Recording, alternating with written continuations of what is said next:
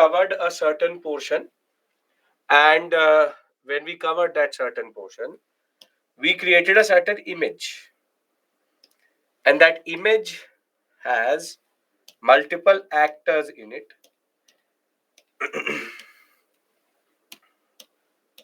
Multiple actors in it.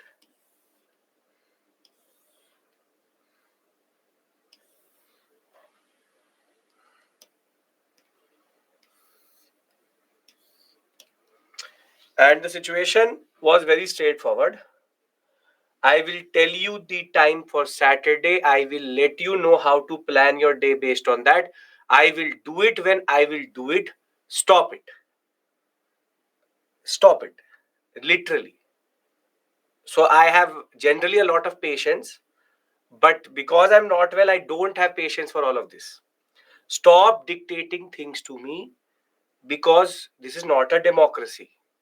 So when I have to inform you that, I will tell you that. So generally, I am able to entertain these things, but I'm not in that state of health right now to take that type of question.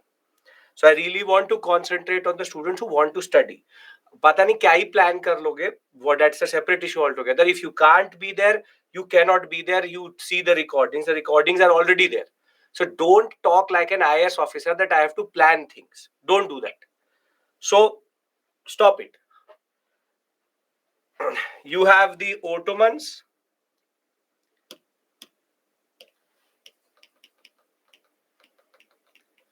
Thereafter, you have the Safavid Empire. Thereafter, we had the Timurids left, pressure created by the Uzbeks. And thereafter, generally, in the Indian sector, we have Daulat Khan Lodi and Ibrahim Lodi, and we have Rana Sanga. This is what we saw yesterday, and at Kabul, Babur was sitting. This is what we did yesterday, yes or no?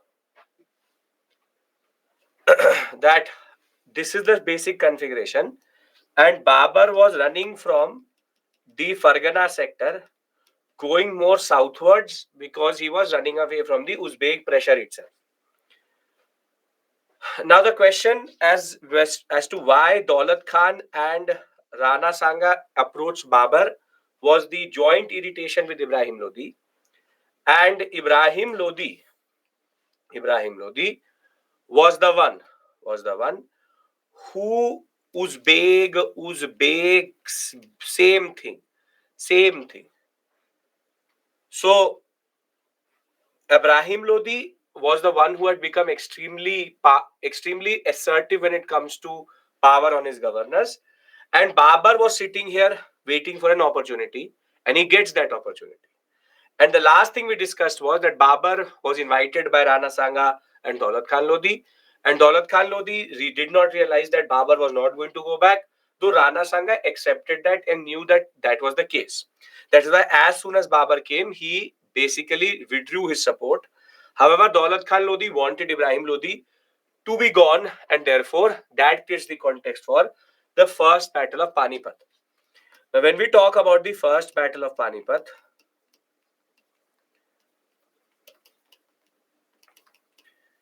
we discussed why at Panipat, and the answer to that question is that it is a fulcrum in which you have one, the Aravali range,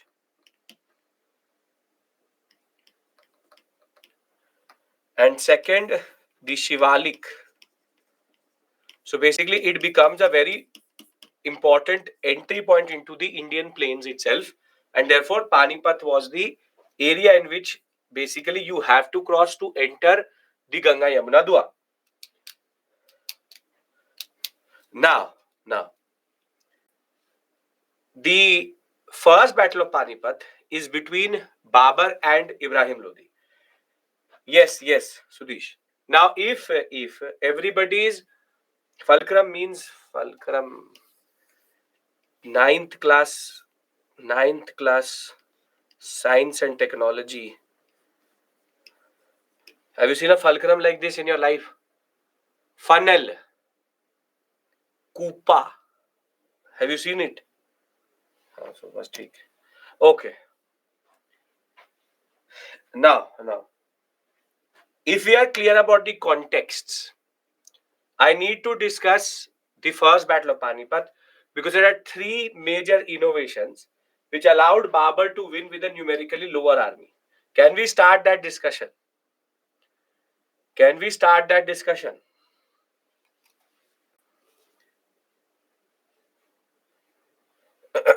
Okay, perfect.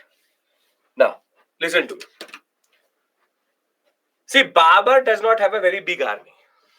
That is for sure. 10, 15,000. When Daulat Khan Lodi adds his army to him, maximum 50,000. Maximum 50,000. While Ibrahim Lodi has close to 1.5 lakh army. So one thing was clear when it comes to numbers, Ibrahim Lodi would win. There was no way Babur could win in numbers because of the fact that Babur, as it is, did not have a very big army.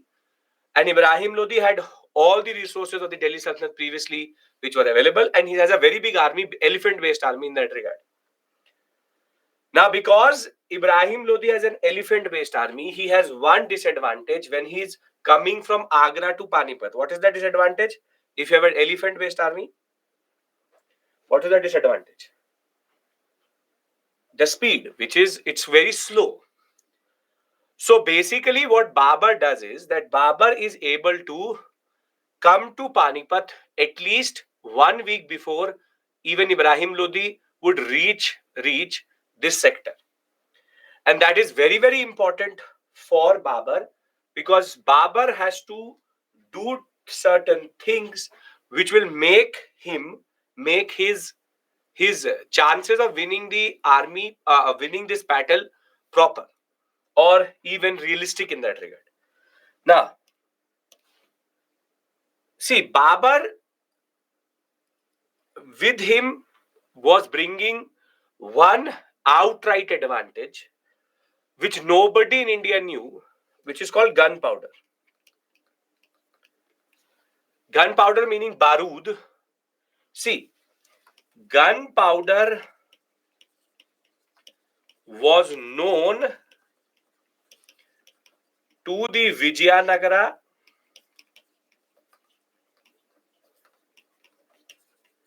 and Bahmani rulers. However,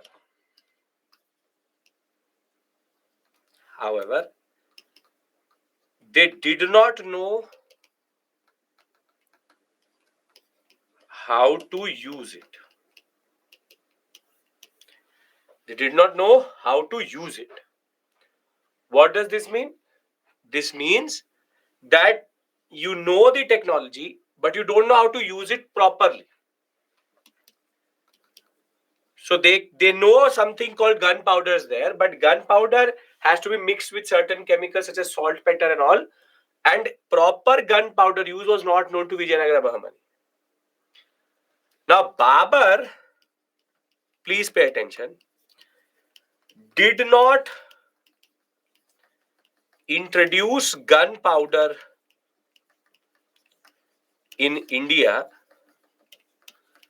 but used it effectively for the first time.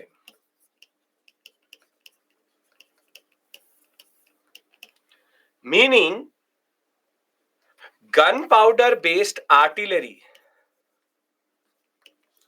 जिसको हम लोग तोपे कहते हैं, तोप, cannons, are not known to the Vijayanagara Bahmani rulers, but Babur has one contingent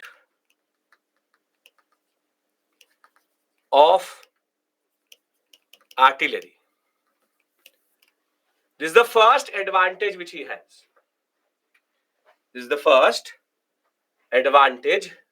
has. However, now the more interesting part here is that Babur also manipulated the Panipat ground, what we call as battlefield, in such a way that he was able to win the battle very easily. And that is because of new warfare techniques not known in India. And that is called the Rumi or Tulugma technique. Rumi or Tulugma technique, wherein Rumi or Tulugma, the concept is it's an Ottoman and Central Asian technique for which no one had an answer in Indian subcontinent. Basically, nobody had ever seen this technique. So the first advantage which Babur has is a warfare technique which Ibrahim Lodi does not know. Second is gunpowder. And if you understand these 2 points, I would like to show you how he won the first battle of Panipat.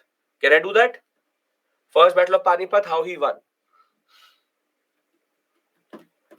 Okay. Now.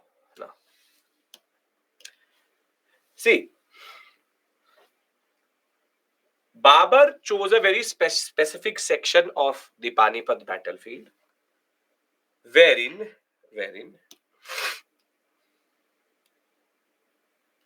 he chose a section in which there was one side there was the Aravalis, and on the other side he had the Shivaliks. Now, from this side, Ibrahim Lodi is coming, and from this side, Babur already reached the battlefield very clearly. This is a 3D rendering of it. I'm trying to show you a left-hand render of it, meaning that we're looking at this battlefield from the top towards down in this fashion. So the way we are looking at it is like this. So just to tell you, we are looking at it from the top down. It's a 3D render in that regard. Now, what Babur does is that first he ties up in between the battlefield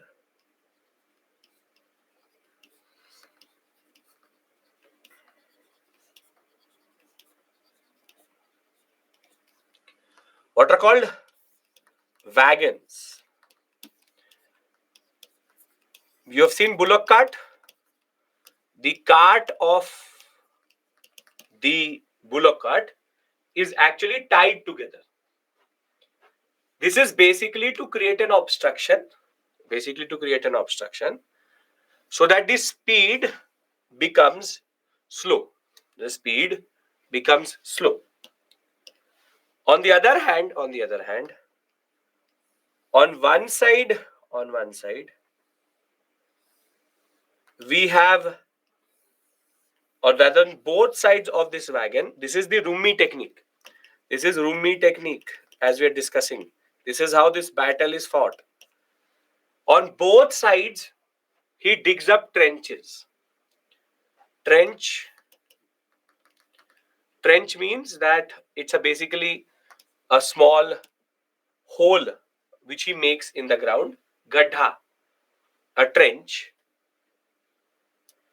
And in this trench, he hides it with leaves. And in this trench, he stations his archers.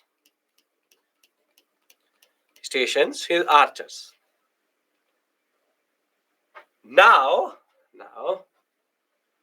he places one whole set of cavalry plus infantry here,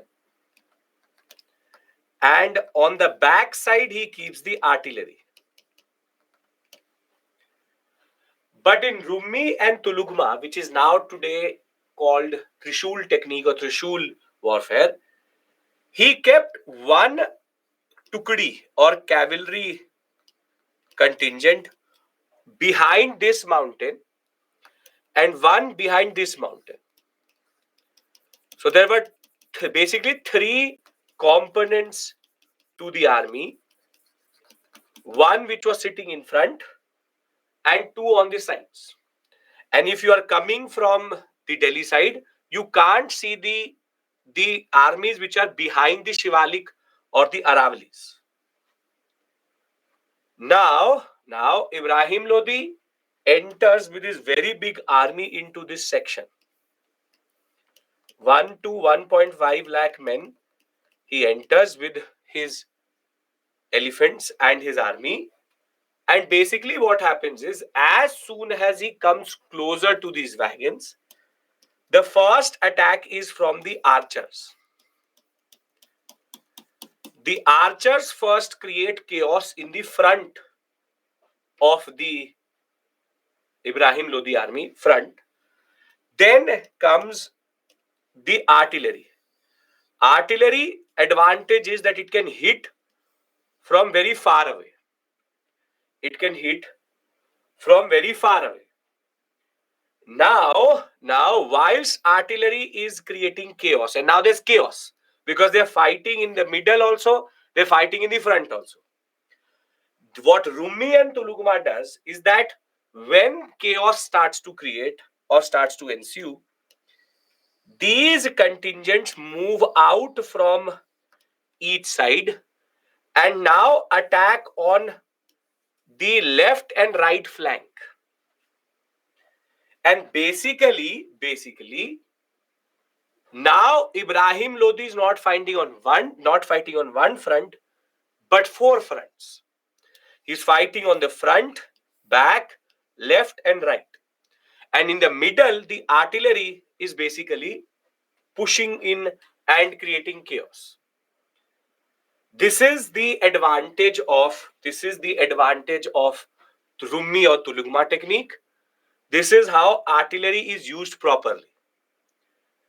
With this technique and proper use of gunpowder, Babur was able to defeat a numerically bigger army of Ibrahim Lodi and win the first battle of Panipat with only skill and technique, not numbers. Now, this is important because the first battle of Panipat, we understand the first battle of Panipat, how it was won. Nobody cares about it. Nobody is asking you, but I'm telling you. Cavalry means horses. Artillery means artillery, which is cannons. Amit, vocabulary better. First battle of Panipat. Do we understand how he won? Yes or no?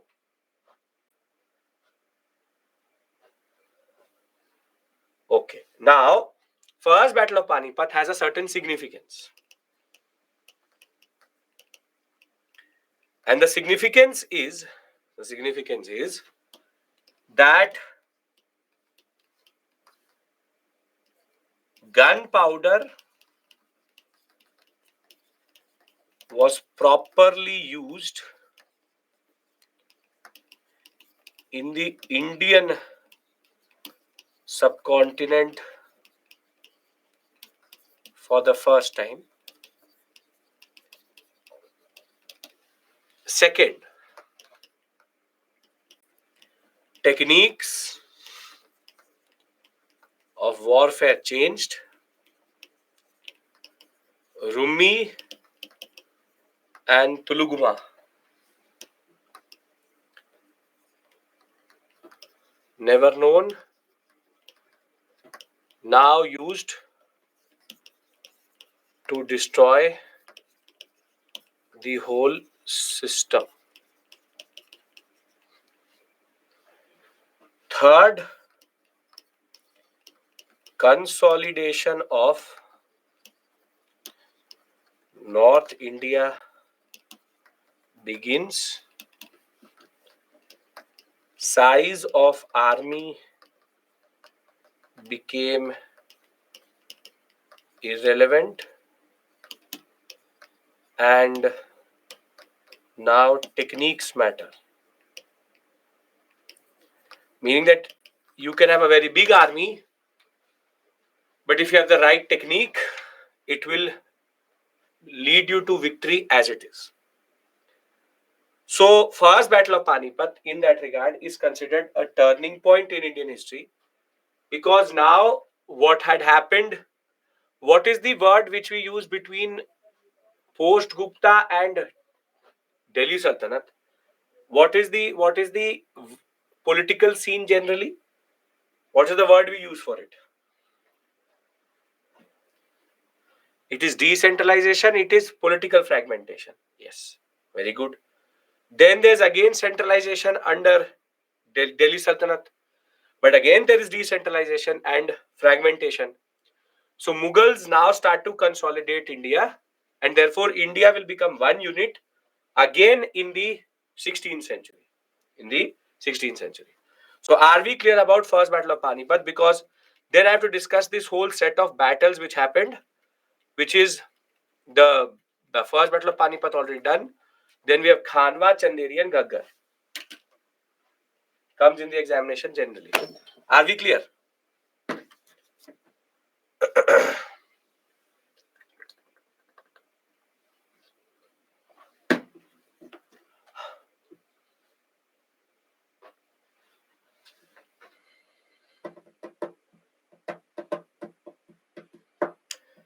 Coming from left and right is not Rumi Tulugma. The whole way it was set up is Rumi Tulugma. Now, Ibrahim Lodi and who fought the battle? So I've told you the Ramayana and you're asking me who is Sita? Babur. It is written here. I don't know, some of you watch, some of you listen, some of you don't watch and listen. Gandhiji's monkeys, you will do it. Babur, written here. They fought for what? India. First is gunpowder, second is Tulugma, third is consolidation. Word consolidation, you don't know, that is why that is the problem. It means India starts to now get into one unit. And second is techniques matter of warfare, not the big army makes no sense if you don't have the right technique to fight. How you in UPSC, just knowing things does not make you clear it. You need to know how to put it into the paper. Okay. Now, Babur has won the first battle, 20th April 1526, and this was between Babur versus Ibrahim Lodi. What happened to Daulat Khan Lodi? He will be killed by Babur when he will resist. Babur had no plans to go back. Daulat Khan Lodi was dumb enough to not understand it.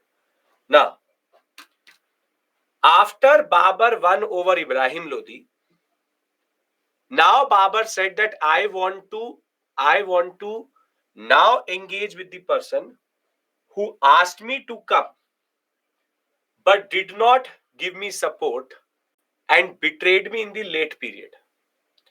And therein, the second battle he fought in Khanwa was Babur versus Rana Sangha. And ironically,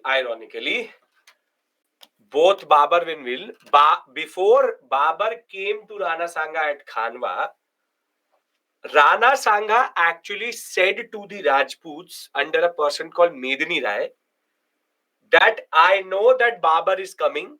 He's already defeated Ibrahim Lodi, the person we were not able to defeat. We all Rajputs need to come together.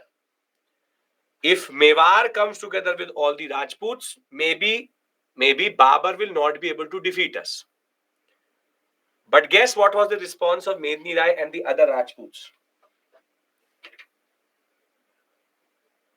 It was not my problem. And that is why Rana Sanga had to face Babur alone.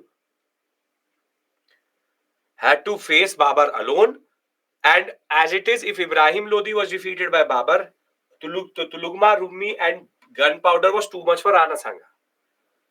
Now, after defeating Rana Sanga, Babur again turned towards Rajasthan more. And he will say that now I will take the whole sector and he will fight the Rajputs under Medni Rai. And Medni Rai was not able to defeat Babur as it is. And here again Babur will win. And now after taking this whole sector, the Lodis had started to retreat towards the Bengal sector. So yes, he captured Mewar. So Babur then goes after the Afghans or Lodis in Bengal in the Battle of Ghaggar. So basically, he is consolidating this whole sector. He's consolidating this whole sector. And yes, subject member expert, yes. Mewar was captured. Now, these are the first 4 battles which were fought by Babur.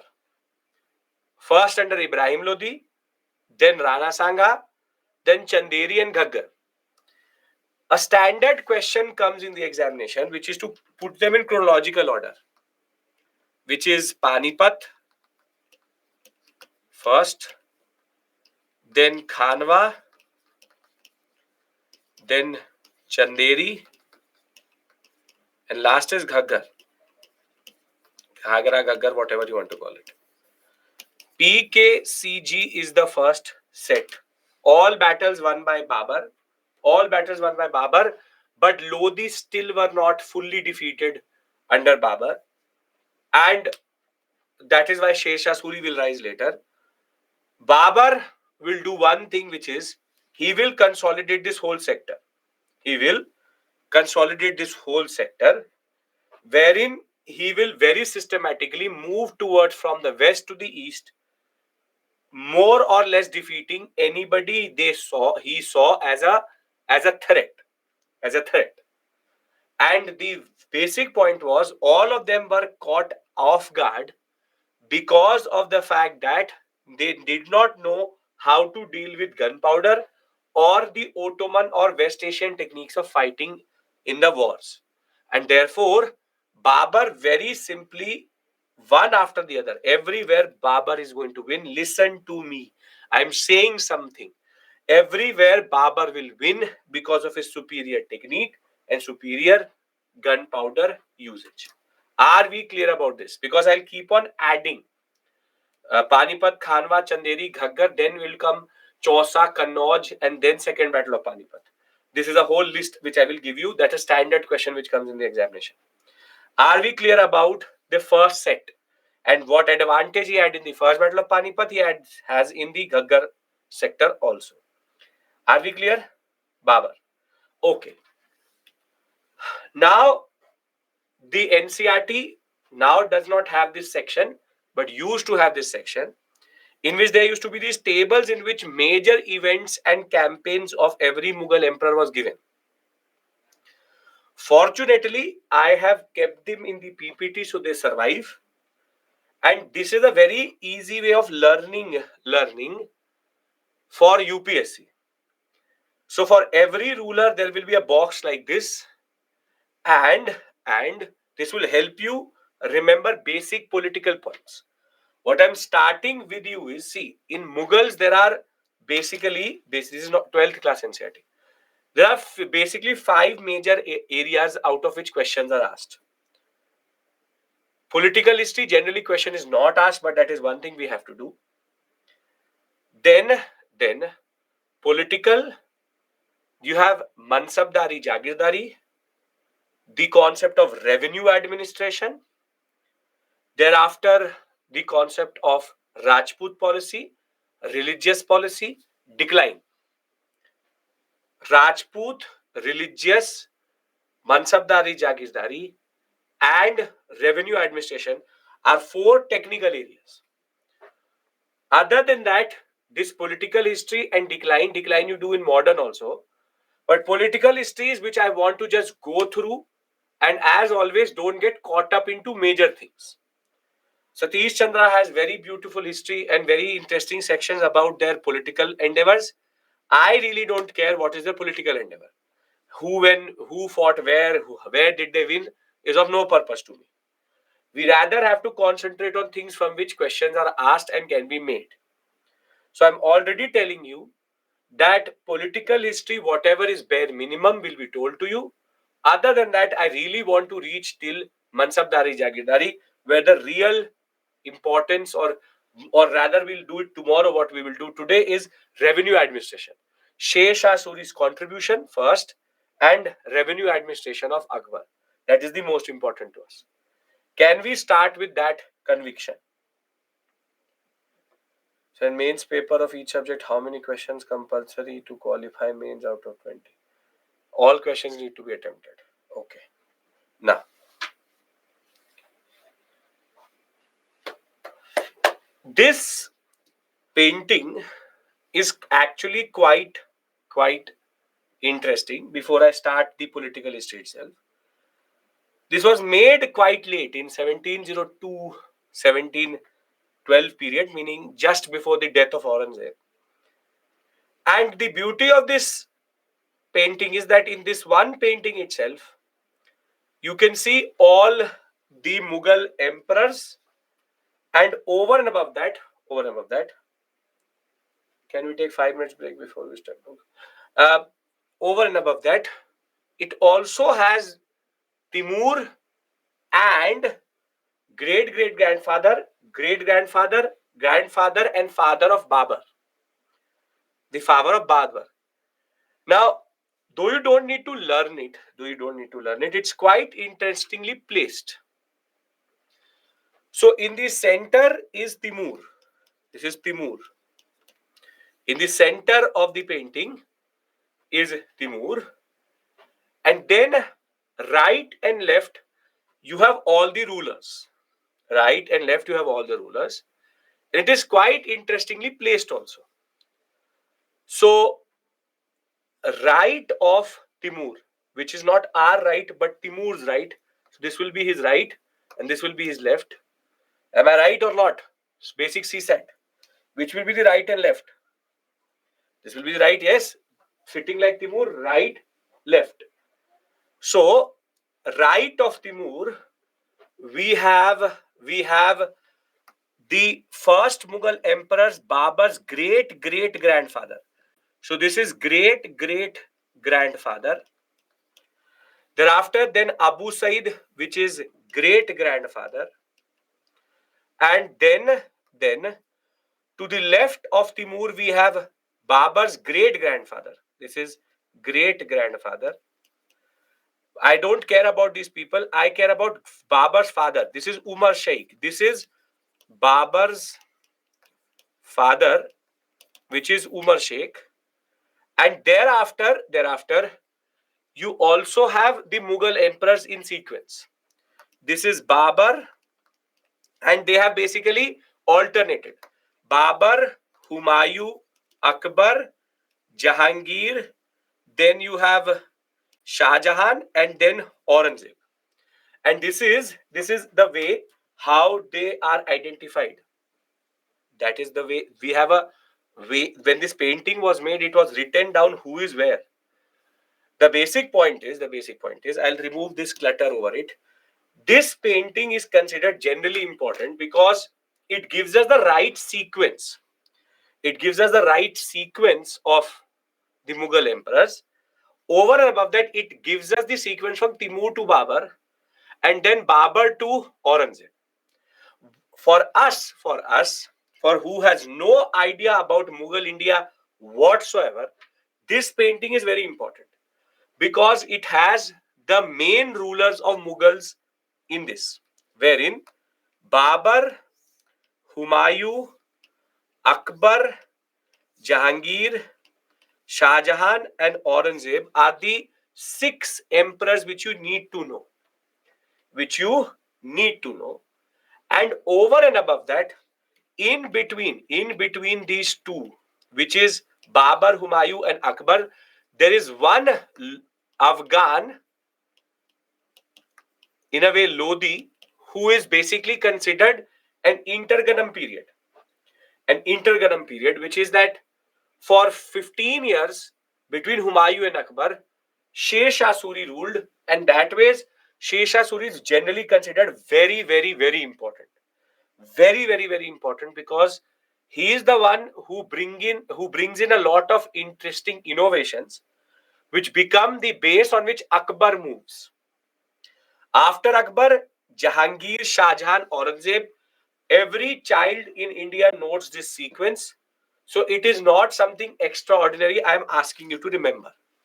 Babur, Humayun, Akbar, Jahangir, Shah Jahan, Aurangzeb. And to the question why they are called Mughals, I already told you, I'll give you the sequence. Don't worry about that time period. Mughals, they are actually father side Timur, used to call themselves Timurids. This word Mughal is a distortion of the word Mongol by the British into Mughal and then to Mughal. The Mughals never called themselves Mughals, they always called themselves Timurids. So, with this, I'll give you a 5-minute breather. Because after that, back to back, 45 minutes of proper political history is there. And in that sense, use this breather to think about what I've said till this point. Well, I'll start with Humayun, talk about Chausa, talk about Kannauj, talk about Sher Shah Suri's administration, and then the next break most probably is when I break at Akbar. So 5 minutes, 6:50, again we start. Just think about it. Right? You want to be on this. Okay. Now. Yes. 5.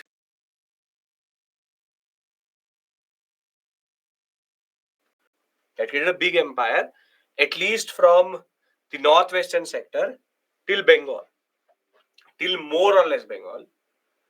But Babur did a mistake, which no other ruler will do after Babur, which Timur had done and which Mongol had done, and even Genghis Khan had done, which is that Babur had 3 major sons, rather 4. One is Humayun,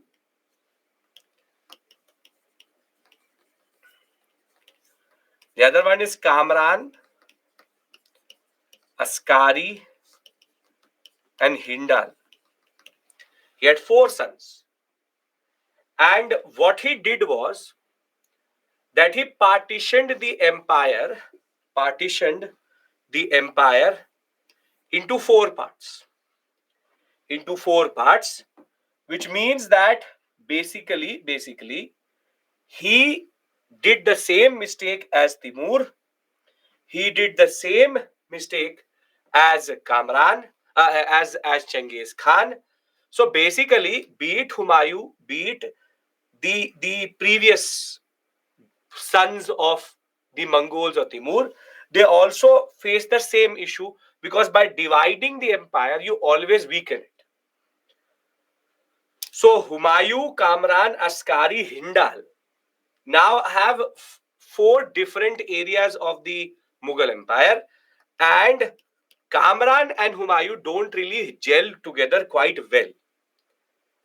Genghis Khan did it, destroyed his empire. Timur did it, Ottomans and Safavid took it. Babur did not learn from that mistake, did the same.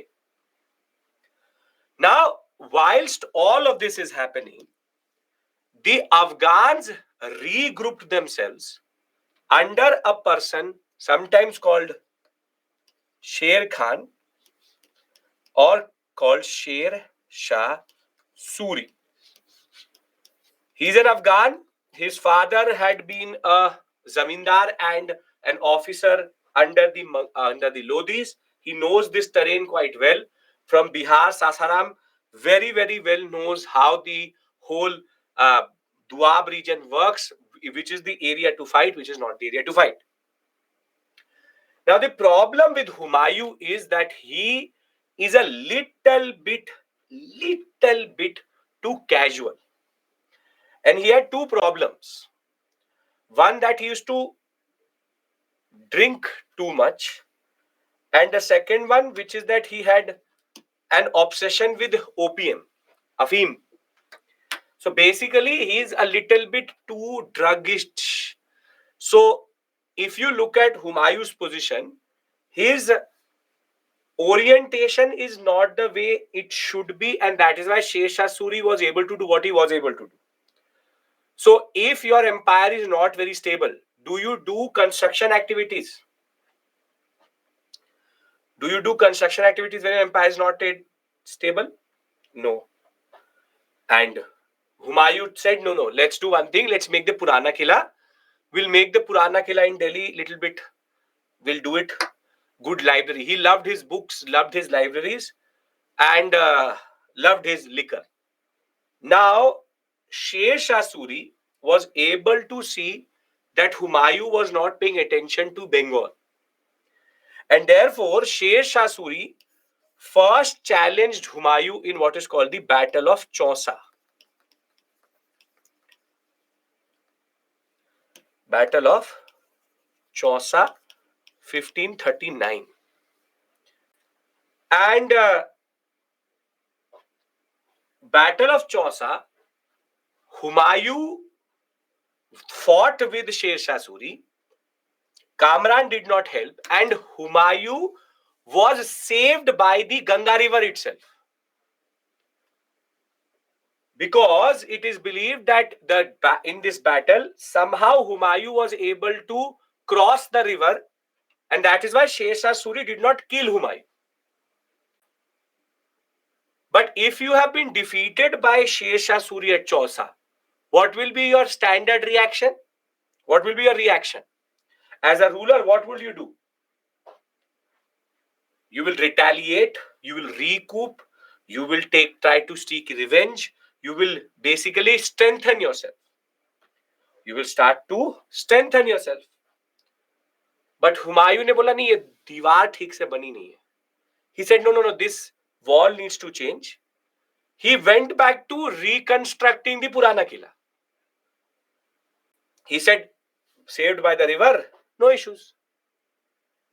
And Sher Shah Suri could see that Humayun is actually not serious. And that is why next year at the Battle of Kannauj, 1540, Humayun is properly defeated by Sher Shah Suri. Here again, the river Ganga will save Humayun, because Humayun was going to get killed, but somehow he fell from his horse into the water. And by the current of the water, he was taken away from the battlefield. If not, he was for sure 110%. Pakka marta hai. For sure. But in that whole confusion, he fell into the river and he was taken by the river flow somewhere safer. Now, after this, Humayun goes to Kamran. Kamran does not help him. Then Humayun goes, now basically Sher Shah Suri is chasing Humayun. He reaches Delhi and Sher Shah Suri takes Delhi and Agra together, establishing between 1540 and 1555 what is called the Suri dynasty or the Suri rule itself. At the same point of time, what is even more important is that whilst going back at Amarkot, a Rajput gives Humayun shelter, and Akbar is born in Amarkot, and Akbar is then captured by Kamran, not killed by Kamran, his uncle, and Humayun runs to the Safavid Empire to Iran. Between 1540 to 1555, Humayun had no clue what to do. So he waits for Sher Shah Suri to die, and in 1555, Humayun comes back to India, having taken help from the Safavid ruler Safavid Shah, and Humayun will now defeat Sikandar Suri, the son of Sher Shah Suri, and re-establish the empire, Mughal Empire, in 1555. Everything is written in the PPT. I'll read it out to you. And ironically, after re-establishing, 6 months into his rule, Humayun will drink a little bit too much and go to the library, go up the steps of the library to take out a book, and he will fall from his library and die. So ironically, the same person who was saved by Ganga twice, there was no Ganga ji basically in his library. He would have been saved there also. But the basic point was, Chausa, Kannauj, both saved by the river. He will literally die after drinking too much and falling from his library and breaking his neck. But the problem was that when he dies, Akbar was only six years of age. And no, he was not 6 years, 14 years of age. He was a minor. And now the Mughal rule was in the hands of a small child called Jalaluddin Akbar. And the Afghans were again regrouping under a ruler called Hemchandra or Hemu. And they were now threatening to destroy Mughal rule properly. Afghans chose Hemchandra, a Hindu ruler, to fight Akbar. But at that point of time, Akbar's mentor and tutor, Bairam Khan, stood up and said that I will become the regent. I will become the regent. Regent means a person who rules in your name. And Bairam Khan will then fight on behalf of Akbar the second battle of Panipat, in which Hemu will fight with Akbar, in a way Bairam Khan, and Bairam Khan will defeat in the name of Akbar, Hemchandra, and thereafter the Afghans will be totally destroyed, and Akbar will then start to consolidate the empire into what we know as the Mughal Empire generally. Now, basically, I've referred to multiple warfares and I've referred to multiple battles. What I want to do is read this portion out to you and then write all the battles on one page. Can I do that? Can I do that? Yes? Okay. So let's talk about Humayun. Humayun succeeds at the age of 23 in December of 1530, and Babur had left a lot of issues behind. The biggest was that Afghans were regrouping, and second, Humayun had to also fight his younger brother Kamran, because Kamran was not very happy with Humayun getting the Agra sector. Now, Humayun did not take Sher Shah Suri very seriously, and because of that, in 1539, Battle of Chausa, Humayun was defeated by Sher Shah Suri first time. Second time, he will be defeated in Battle of Kannauj. Suri dynasty will be established, and it will take him 15 years to come back and then defeat Sikandar Shah Suri, the son of Sher Shah Suri, to re-establish his rule and then die after 6 months. Are these Afghans Timur only? No, these are Afghans which were Lodi descendants. They are the ones who survived after the Lodis were gone. Now, at the time of death of Humayun, the blue area which you see is basically what Mughal Empire used to look like, and Sher Shah Suri's empire was there.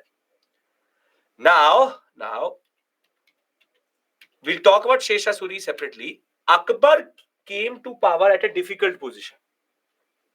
He came to power at a difficult position because of the fact that he was born at Amarkot, was treated well by his uncle Kamran, but he will be crowned the king after his father dies in 1556 at the age of 13 years 4 months, basically 14 years.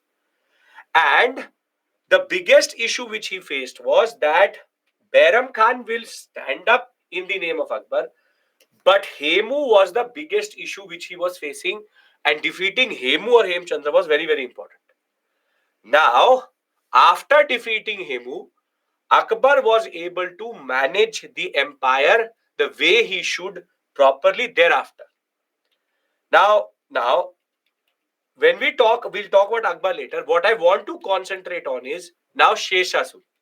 And what did Sher Shah Suri do to India?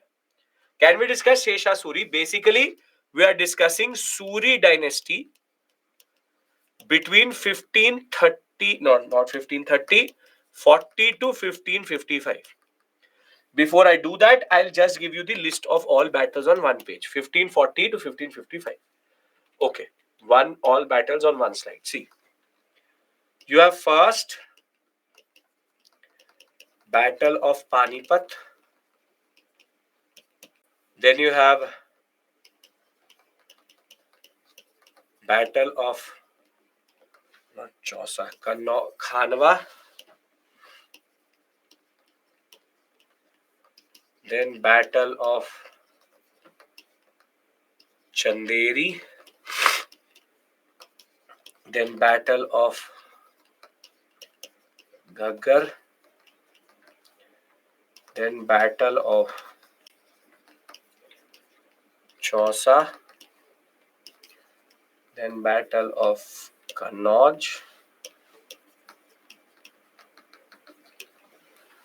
Thereafter the Battle of Sirhind. And then Second Battle of Panipat. So this is 1526, 1527, 1528, 1529, 1539, 40, 1555, 1556. And PKCG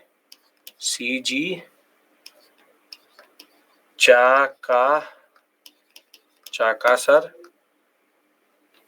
first, second Pani. So this is basically the sequence. These four are Babur. These three are Humayun. And this is Akbar. They all fought under First Battle of Panipat. I don't know what you mean by that. I don't know what you mean by that. Are we clear about this? Does he rule entire India? No. Sher Shah Suri only rules the blue part, which you see here. This is the effective area. That's it. Can we discuss Suri? Battle of Sirhind, yes. Sikandar Shah Suri versus Humayun. Okay.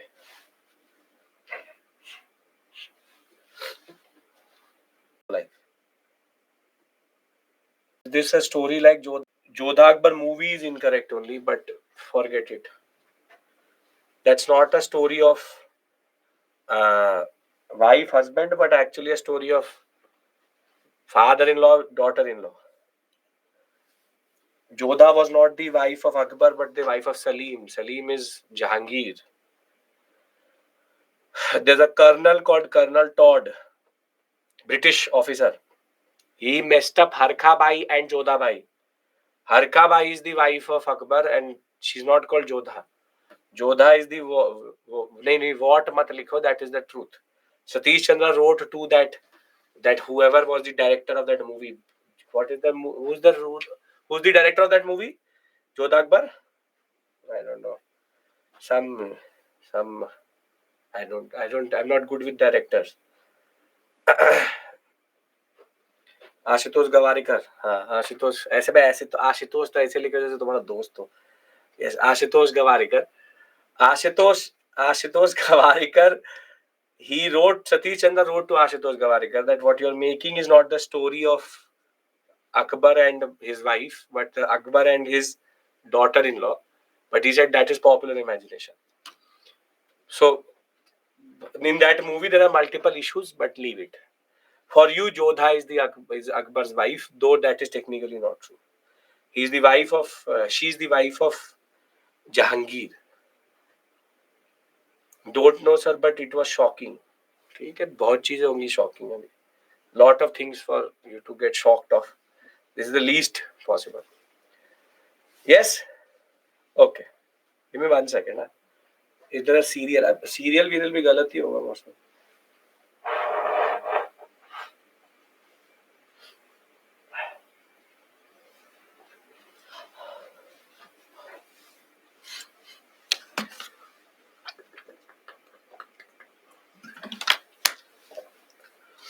Such a major shocking news. Acha, Mongols saved Delhi Sultanate saved us from Mongols was not shocking to you, but Akbar is and Jodha not husband wife is shocking to you. Priorities are very good. Okay. Yes, sir, this is shocking. Jagat Gosai is named as Jodha. Jagat Gosai is Jodha. Yes. Colonel Todd mixed up Harkha Bai, Jodha Bai, Jagat Gosai all together. British है, करते हैं. When they can call Timur as Mongol, then they can do anything. So, why not? Now, Sher Shah Suri is important for 2-3 things. Let it sink in. No issues. कोई बात नहीं. It will. Okay. Now, Sher Shah Suri is an important personality. And is important personality because of the fact that he is the one who did a lot of things which Akbar built upon. Because in a way, Humayun had no time, and thank God Sher Shah Suri actually took this 15 years as rule. Because he had no orientation towards rule and did not know what he was generally doing. Now, when we talk about Sher Shah Suri, the first thing which he did was he knew that in order to survive as an empire, economy should be perfect, along with law and order. Now, the first act which Sher Shah Suri did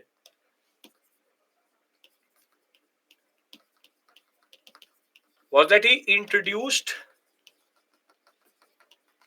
a silver coin in the Indian subcontinent,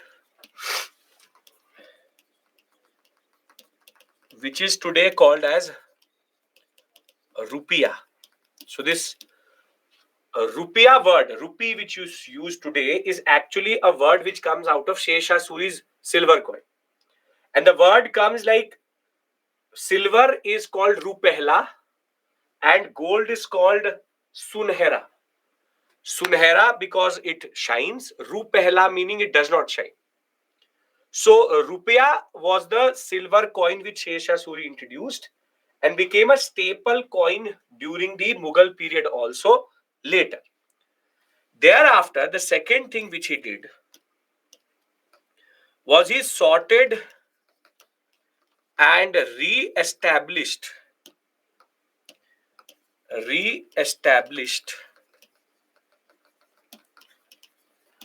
the law and order in the length and breadth of the Suri Empire, which is basically northern India or what we call as Doab area. So a lot of zamindars were not paying taxes. A lot of people were not doing a lot of things. So basically what he did was he brought these zamindars under control. Law and order was made proper. Third, he established and revived a old trade route between west and east, which today you call as GT Karnal Road. It was called the Grand Trunk Road, which used to go from Lahore, Multan to Sonargaon in Bengal. Basically, from the western sector to the eastern sector, he properly revived roads. Then he further connected these Multan roads to the Central Asian routes, and he also connected the Grand Trunk Road with roads which were going towards the Deccan sector. So he knew that trade routes are very, very important, and building roads is very, very important so that traders can move around. This is very, very important for the empire to generally be there. Thereafter, he established what are called sarais on these highways every 8 kilometers. Sarai is basically an inn or hotel, and you yourself would have heard about these resting places or inns or hotels. The most known recently renamed was Mughal Sarai. Mughal Sarai, now Deen Dayal Upadhyay Station, was called Mughal Sarai. Then you have Lado Sarai, you have Bear Sarai. Thereafter, you have multiple. There may be a place near your village or town which has a sarai attached, Begu Sarai. These words which are attached to it, these words sarai is basically related to how these were basically inns and hotels made by Sher Shah Suri on the trade route itself. So what he's done is he's already established properly the roads, but he's also done one more thing, which is that he's created these resting places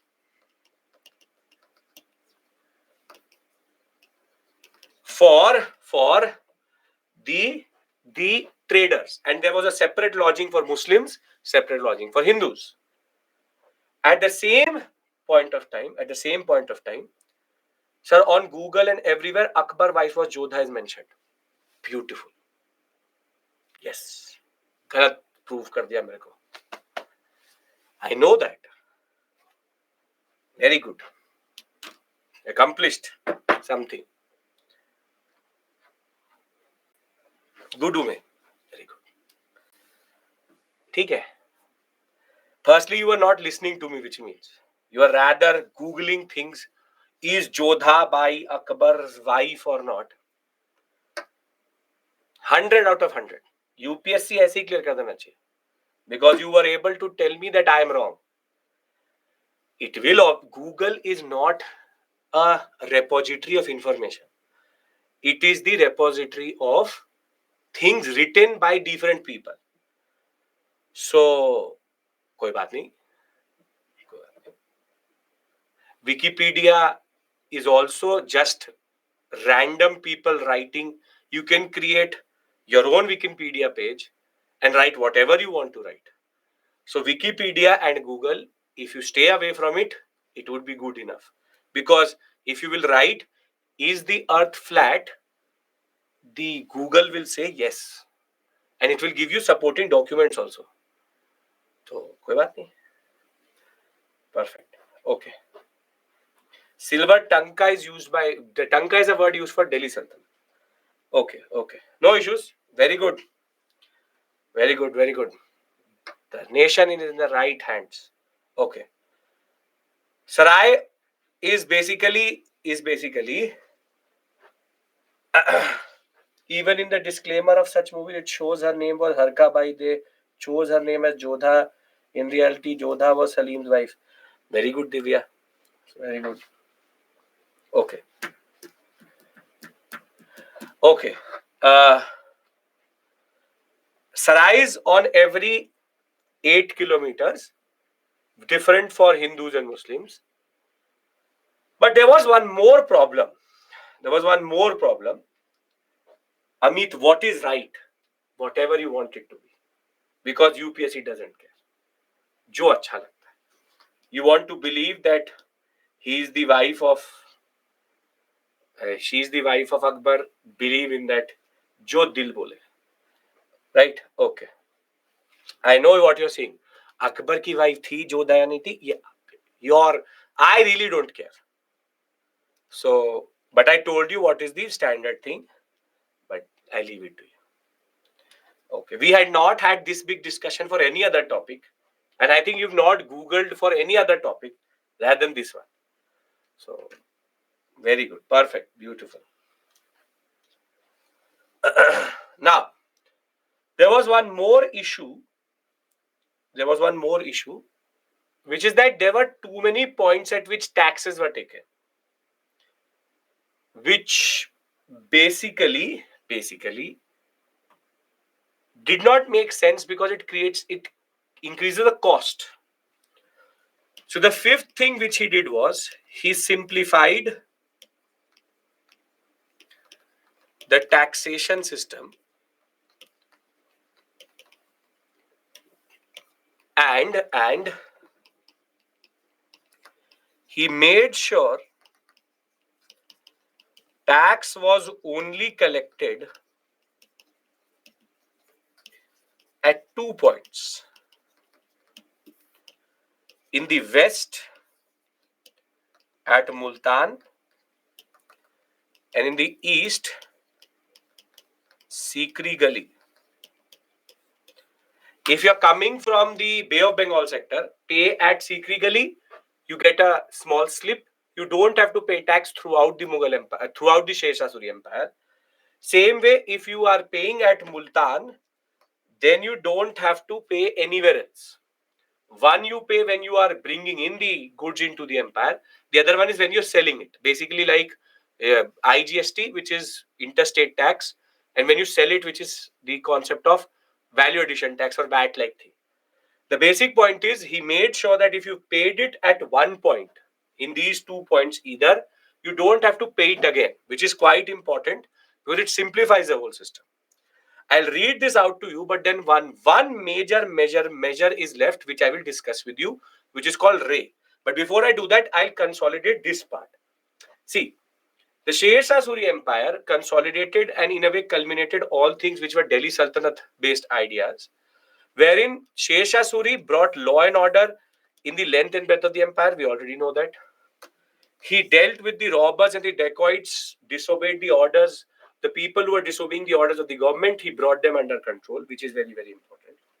He then paid a lot of attention to trade and commerce, and he restored old imperial roads such as the Grand Trunk Road from Sonargaon in Bengal to the Indus River.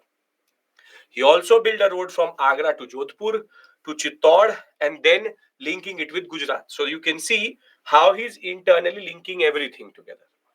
Thereafter, he built the third road from Lahore to Multan and then connecting Multan with Central Asia. For the convenience of travelers, every 2 coasts, which is 8 kilometers, he built sarais.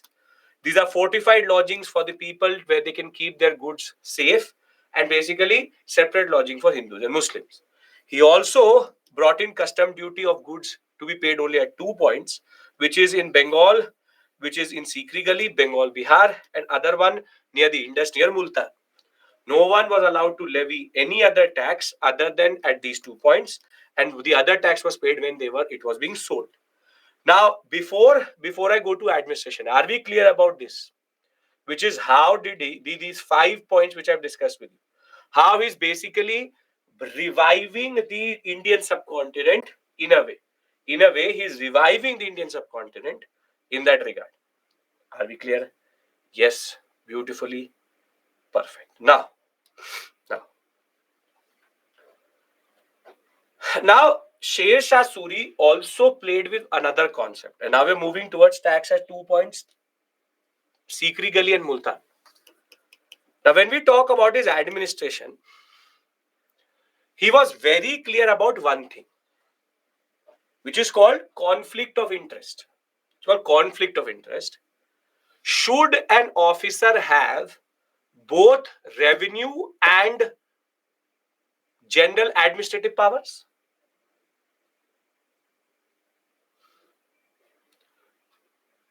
Meaning that should a policeman also have the right to collect taxes? And the answer to that question is no, because you are mixing two types of positions together. One general administration and other revenue administration. That is why till today in India, there are two positions which exist when you will become an IS officer. You could get two postings, either DM or DC. A lot of people, most of the aspirants also don't know the difference. A district collector and a district magistrate are two different positions. District collector is part of the revenue administration of that district, and district magistrate is part of the general administration of that district. Meaning that when it comes to customs, when it comes to GST, when it comes to any form of revenue collection from that area, you will go to the DC. And that position was actually created by the British, who is higher, both are equal rank. District magistrate is if the police has to show, has to produce a person in front of a magistrate, then it's a district magistrate you will go to. So DM and DC are exactly same position, but in two different administrative setups. So collector and magistrate are two different positions. But this separation of power is something which was not that the British introduced, but it was Sher Shah Suri who did it. Sher Shah Suri actually changed the way administration actually worked. You see, he had three levels, which is he had villages. Villages together become a pargana, and a pargana becomes a sarkar. Pargana becomes a sarkar. There is also a person in some areas, DMDC could be same also, if the district is too small. And in big, for example, Delhi DC, DM are different. So you have a number of villages making together a pargana. Pargana, you have above it a sarkar or a shik. But what is interesting is that pargana is not under one person but two people, shikdar and munsif. This is very interesting. You have on one side shikdar, and here you have munsif. And at the sarkar or shik level, you have shikdar, a shikdaran, and here you have munsifan, a munsif. Meaning, what he's done is he's differentiated between revenue administration and general administration.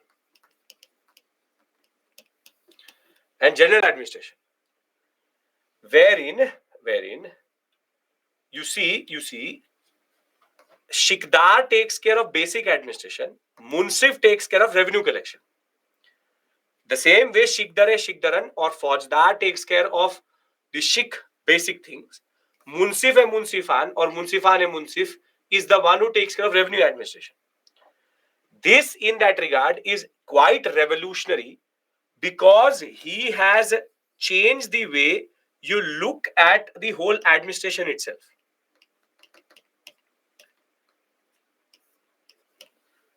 He has made sure that there is separation of power. This is something quite significant. Had not been done previously under any administration.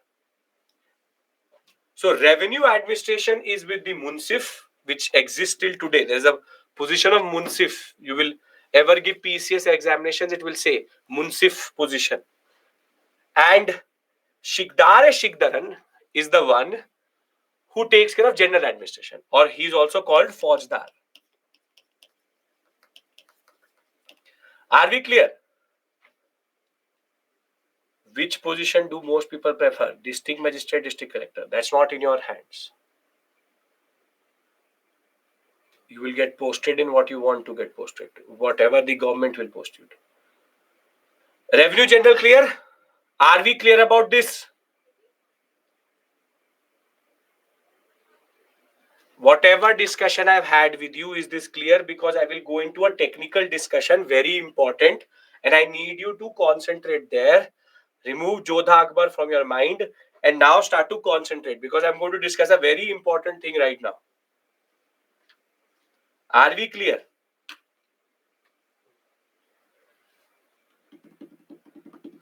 Okay. Okay. Now,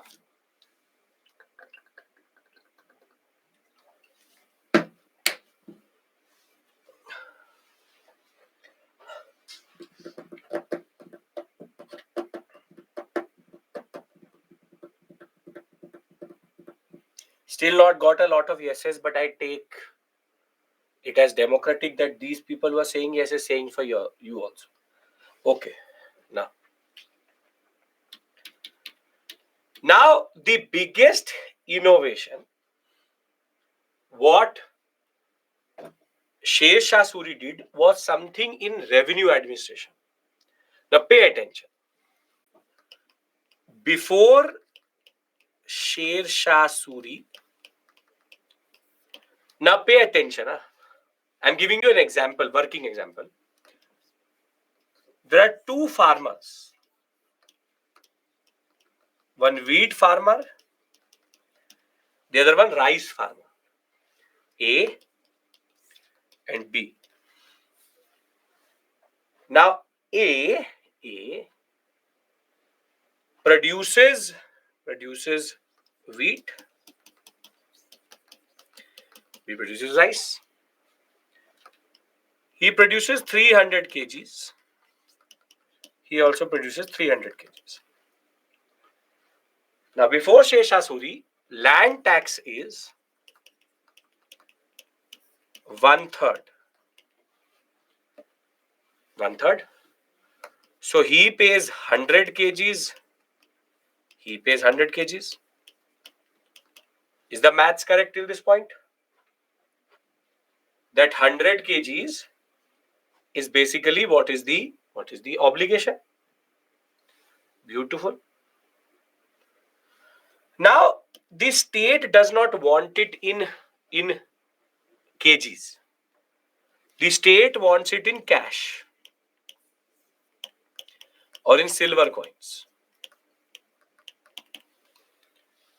Now tell me one thing, is wheat and rice sold at the same cost?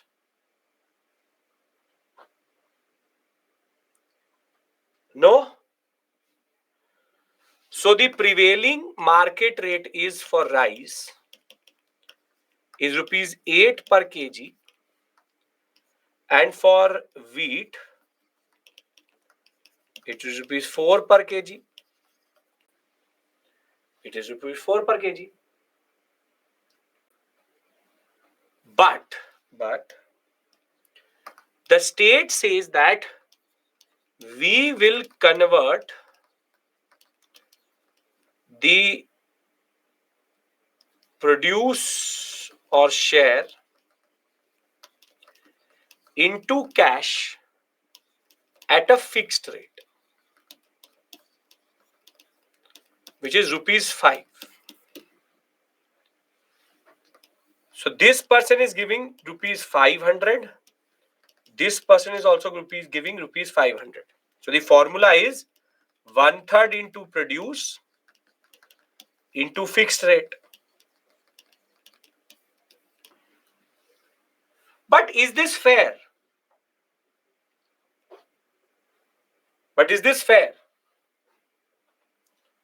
In no way.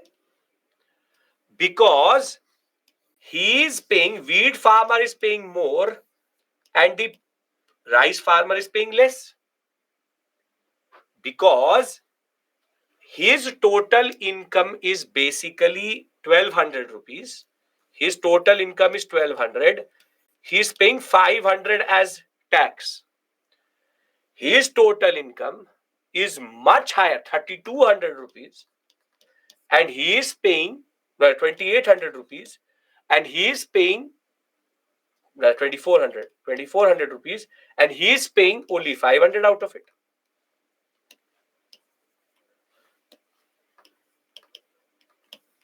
So who is left with more money?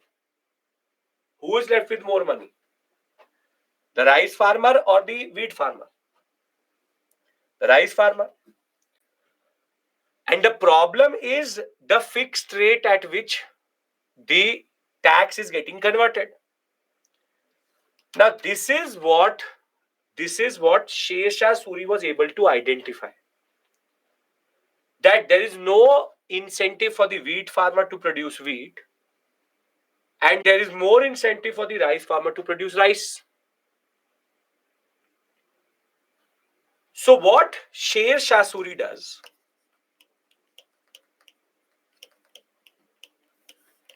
he introduces a concept called RAY, differential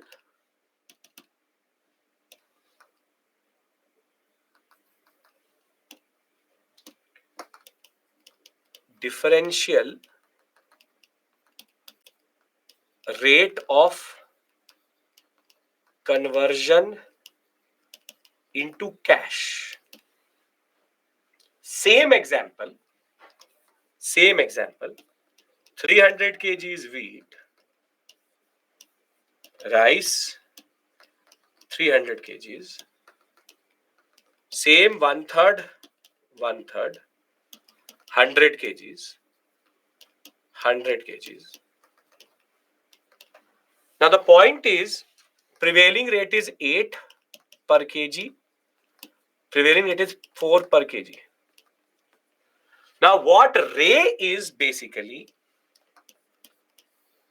is the differential rate at which both will be converted. In the sense, here it will be 1/3 into produce into RAY,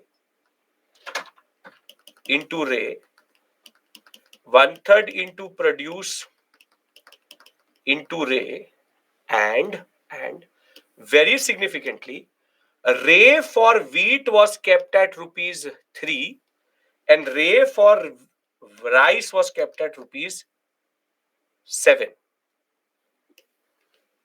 Now, how much does this person pay? Rupees 300. How much does this person pay? Rupees 700. Now, is this proportionate to what they are earning? Is this proportionate to what they are earning? And the answer is yes. And therefore, RAY is the differential tax rate conversion by Sher Shah Suri. Basically, 1/3 into produce remains the same. What Sher Shah Suri does is he creates a list of central RAY list, it was called, under which every crop, what is the market price, was taken into consideration, and the rate of conversion into cash was different.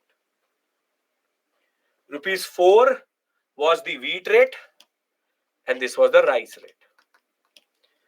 Does this make sense? What is the advantage of RAY? Yes? So what we'll do is we'll take a break here, come back, I will read this out to you.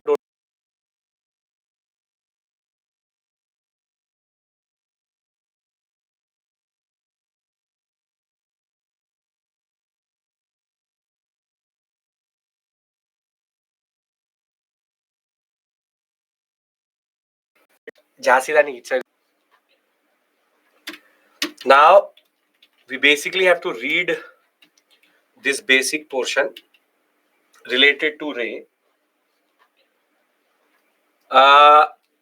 Crop rate.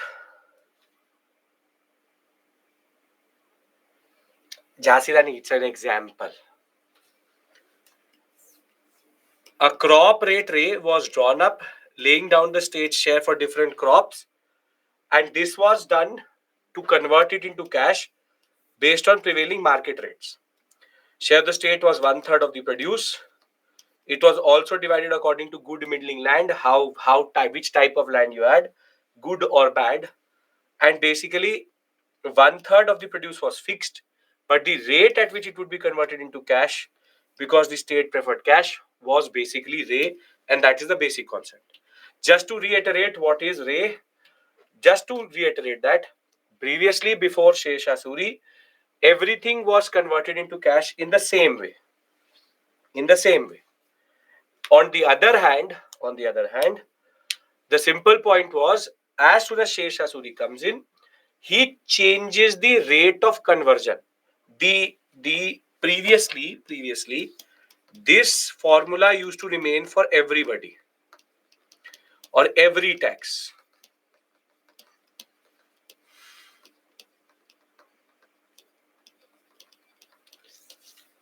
But this is not appropriate.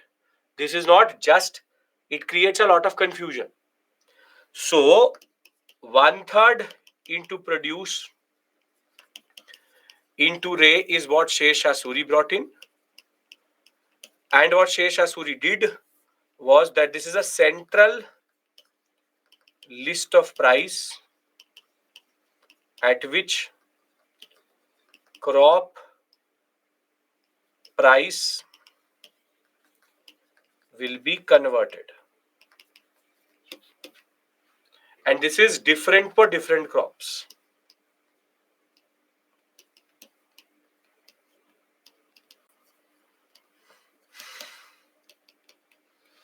Different for different crops. Basically, Ray was a system which quality of produce. No, it's not about quality of produce. It's about which product, which crop you are producing.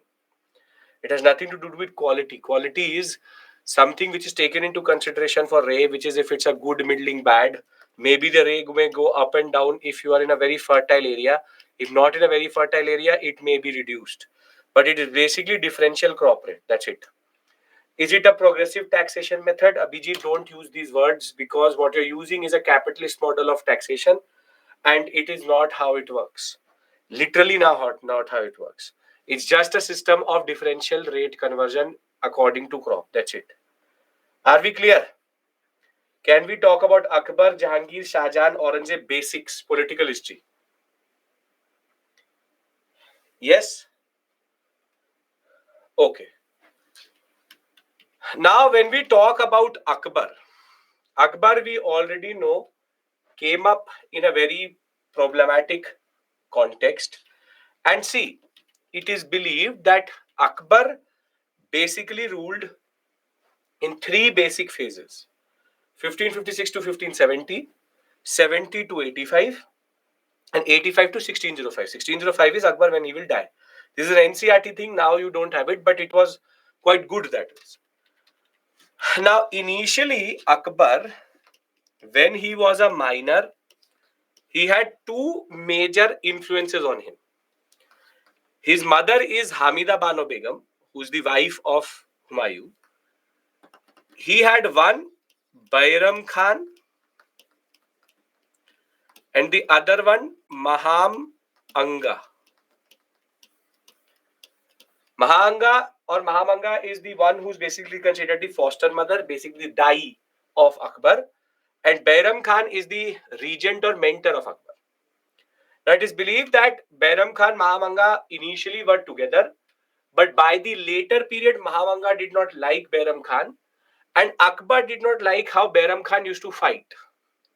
In the sense that Bairam Khan had a very important rule that if he defeats a ruler, he will behead the ruler for sure. He will kill the ruler for sure.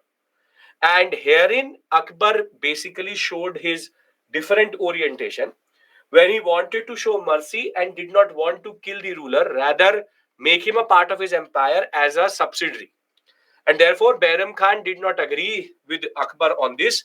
And when there was a disagreement between Akbar and Bairam Khan at a teenage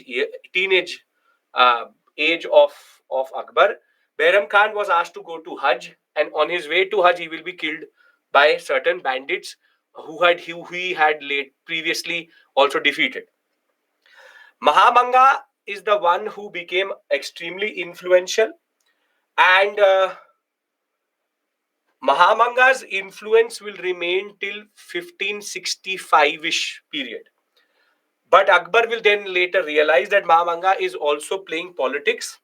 So he will remove her from active politics and the position of foster mother, therefore freeing himself in the second phase to pursue what he wanted to pursue.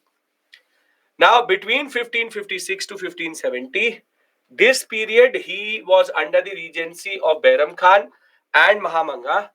And at this point of time, his biggest issue was one of his half brothers, the other son of Humayun, which is Mirza Hakim. And also at this point of time, he had multiple issues with nobility. Nobility means that his own nobles were fighting quite a lot. For example, Uzbeks, Afghans, they were fighting quite a lot. And therefore, the Sisodias and the Rajput policy will start to evolve under this period under Akbar's mind, which we'll discuss later. But this is the formative period of Akbar. Akbar thereafter will take Gujarat, Bihar, Bengal, Orissa, and then also be troubled by his again brother trying to take empire away from him. And by 1685, he will basically end the issue of Mirza Hakim by killing him. And Akbar will now turn towards the Deccan sector, which will become a perennial issue for the Mughals thereafter, which is Ahmednagar, Golconda, Bijapur, Berar, and Bidar. The Deccan policies, which is going to be very problematic. But there is something very interesting about Mughal history, that every father and son used to fight before they came to power. And this is true for Akbar's son name Jahangir. Now, Jahangir's original name was Salim. I'm again giving you basic political history. This is in no way comprehensive. If NCRT removed a chapter, should we learn from the PPT? We need to learn from the PPT and from the Satish Chandra book. Satish Chandra still has it. The simple point is, I'm giving you basic political history which should be known to you, nothing big, nothing very small. Rajput policy, I will discuss with you later separately. Rajput religious and Mansabdari Jagirdari most probably is tomorrow. Now, Salim Jahangir was very eager to come to power. Akbar by 1605, 1603, 1601 was already very weak, very old. But in a way, Salim in a way tried to show to Akbar that he was ready. Akbar had a very beloved poet, Abul Fazl. Salim, which is Jahangir, beheaded Abul Fazl and sent his head to Akbar to show that it was time that he gives power to Akbar itself. Standard, small, basic fighting between father and son was always there. But Jahangir did not actually face too much resistance from his own father, but from his elder son. His son Khusrav was the one who said that my father should not come to power, I should. That Jahangir was too old to come to power. So Khusrav was the one who basically started to fight with Jahangir. And here, Jahangir had to basically fight his son and also imprison him to make sure that he does not become a nuisance over a period of time. So when it comes to father-son relationship, not very good examples when it came to Mughal emperors. That is something standard which happened throughout this period. Jahangir is the eldest son of Akbar, and it was Khusrau who actually needed to be quenched or in a way controlled, because he said that Jahangir should not come to power. It should be me, and therefore he was captured and imprisoned. Now,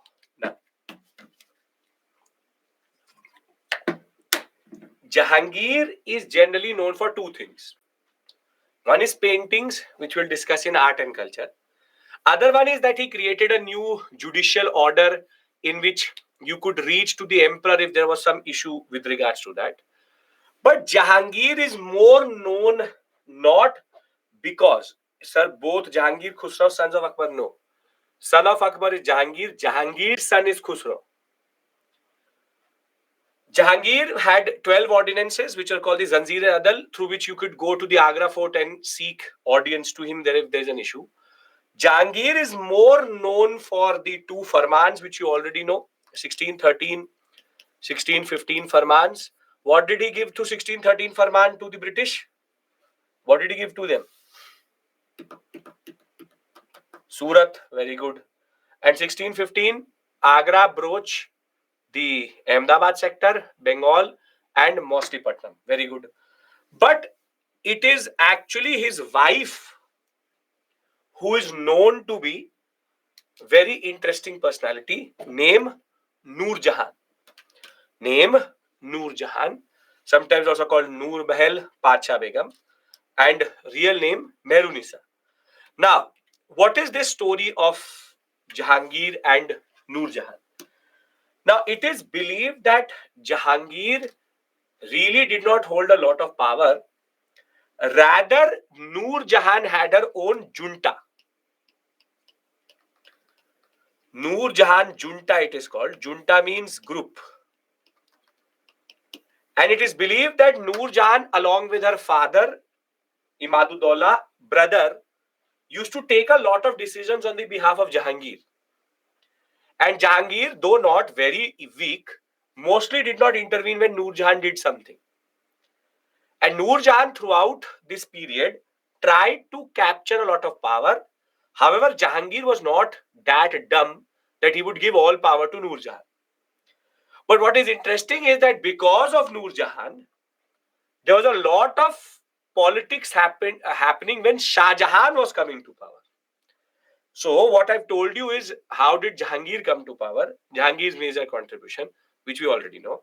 And now I've talked about Noor Jahan as a junta. Can I discuss how Jahangir's, or rather Noor Jahan junta's politics decides how Shah Jahan comes to power? Yes? Okay. Now the original name of Shah Jahan is Khurram. Now, Noor Jahan initially, in a way, favored Khurram. Khurram is actually not the direct son of Jahangir. It was Harkha Bai who, listen to me, and I really don't want to do this. Khurram is written like this.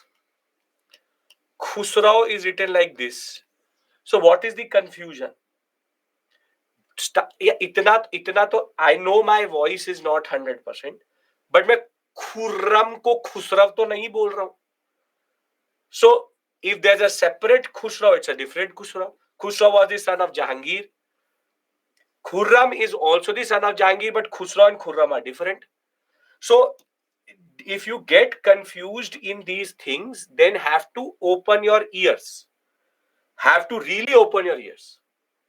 So please be clear that Khusraw is different, Khurram is different. Now,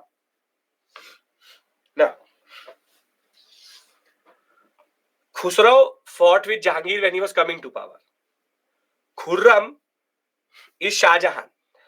Now, Shah Jahan is basically the son of Harka Bai, which is who was Dara Shikoh. Dara Shikoh is the son of Shah Jahan. You know certain names. I know very good 110% very good star to your. I know you know Dara Shikoh, but Dara Shikoh is the son of Shah Jahan. I'm still talking about Jahangir only, and I'm talking about how Shah Jahan came to power. Okay, now you have 1 second. Give me 1 second, just.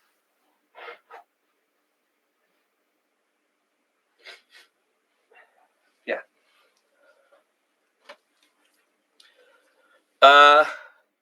Shah Jahan, real name was Khurram, and Khurram was initially a part of Noor Jahan's junta.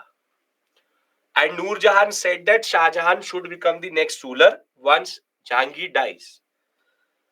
But Noor Jahan had a daughter, and the daughter was married to a person called Shahryar. To a person called Shahryar. Sometimes I read this as Shahryar. Now, initially, Noor Jahan said that Khurram will become the ruler, but later she started to play the game with regards to saying that Shahryar should become the next ruler. And it is here that Shah Jahan could see the politics what Noor Jahan was doing. And when it came to the accession of Shah Jahan, there was a lot of issues which were created. Because what Noor Jahan did was that she said that there is an issue of the Uzbeks which is rising in the area called Kandahar. And she said that to Kandahar, Khurram should be sent. But in politics, if you go away from the center, what happens? In politics, if you go away from Agra, what will happen? What will happen is that Shahryar will be able to capture power and the claim will be lost. So Khurram could see that, or Shah Jahan could see that Noor Jahan is basically sending me to Kandahar so that she can install Shahryar as the next emperor. So when Jahangir, under the influence of Noor Jahan, said that Khurram go to Kandahar, Shah Jahan said no. He said, if you will send me there, then give me the command of the army, which was not acceptable with people like, for example, Man Singh and even very towering leaders of the Mughal emperors being there. So it was never going to be the case that a very young prince was going to get the command of the army. So Shah Jahan actually had to rebel against Jahangir. He rebelled. He first tried to capture Gujarat. Thereafter, Jahangir had to send his most important general to go and fight with with Shah Jahan. Shah Jahan then moved from Gujarat to Bihar and then captured Bihar. And for at least 2 years, there was a proper conflict between Shah Jahan and Jahangir. But Shah Jahan was so well managed in his resources, and Jahangir was able to realize that Noor Jahan was playing a game, that later Jahangir realized that Shah Jahan should be the emperor, and Shah Jahan was made the emperor after all of this drama. So if you look at it, Jahangir had to fight his father and his elder son, which is Khusrau, to come to power. Shah Jahan had to fight her own foster mother, stepmother, which is Noor Jahan, Shahryar, and initially his father Jahangir, because of the misunderstanding created by Noor Jahan. Basically, this is a very standard concept which emerges in the Mughal Empire, wherein they keep on doing this to themselves. Because the highest point in this whole story will come when it will come who will take over after Shah Jahan itself. So family politics was quite heavy when it came to Jahangir and Shah Jahan both. It was Khurram who had to fight with his stepmother Noor Jahan to come to power, and Noor Jahan unsuccessfully tried to marginalize Jahangir, and Jahangir, in that sense, was under the interest, or basically was under the influence of Noor Jahan for a period of time. So what I've told you is, how did Akbar come to power? Humayun killed. How did Jahangir come to power? Akbar and Khusrau. And how did Shah Jahan come to power? Nobody is going to ask you this question. Nobody really cares about it. Because when we talk about Shah Jahan again had to challenge. He had to take Kandahar. Then he had to fight in the Gujarat sector. And thereafter he had to then fight with his father, his general. And then he was finally taken to the Bengal sector, where he was again trying to attack Agra. And finally, after moving from Gujarat to Bengal to then coming to Agra, Shah Jahan was given power. So Jahangir came to power by fighting with his father and his son. Shah Jahan came to power by fighting his father's general Mahabat Khan and his stepmother Noor Jahan. And in the end, Jahangir realized that Shah Jahan was able and he should come to power. Are we clear about Shah Jahan? Because when I talk about Shah Jahan, can we discuss that? Can we discuss then Shah Jahan? Because he's known for standard things. Can we discuss Shah Jahan? Okay, very good. Who were the real parents of Shah Jahan? Jagat Gosai and Jahangir. Real parents का सब parents ही है. They have multiple wives, so multiple wives means multiple foster mothers.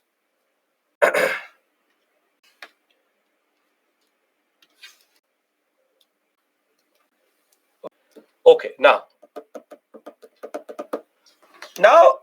Shah Jahan is known for two things. Everybody knows.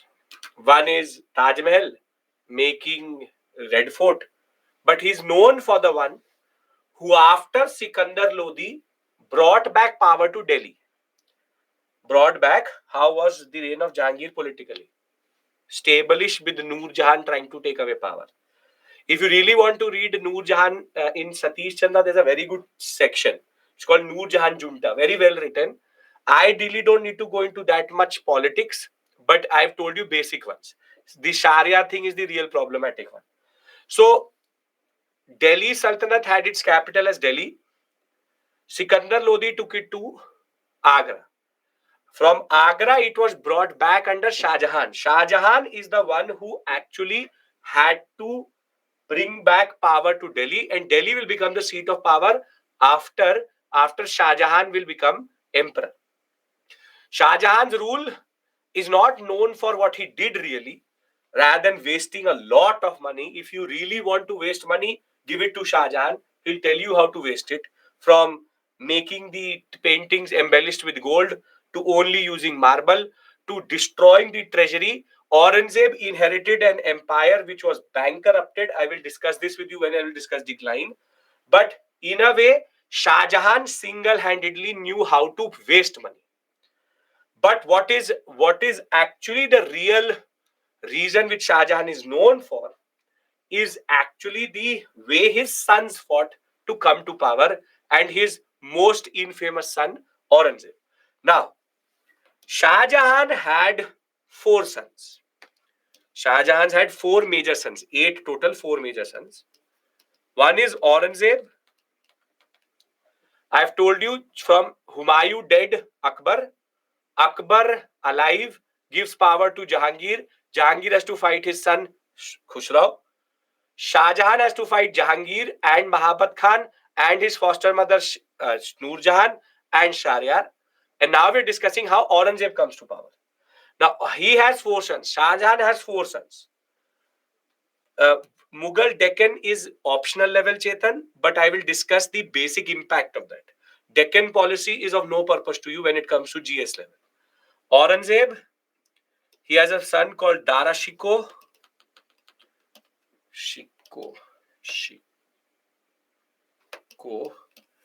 Then he has one called Shah Shuja and Murad Baksh.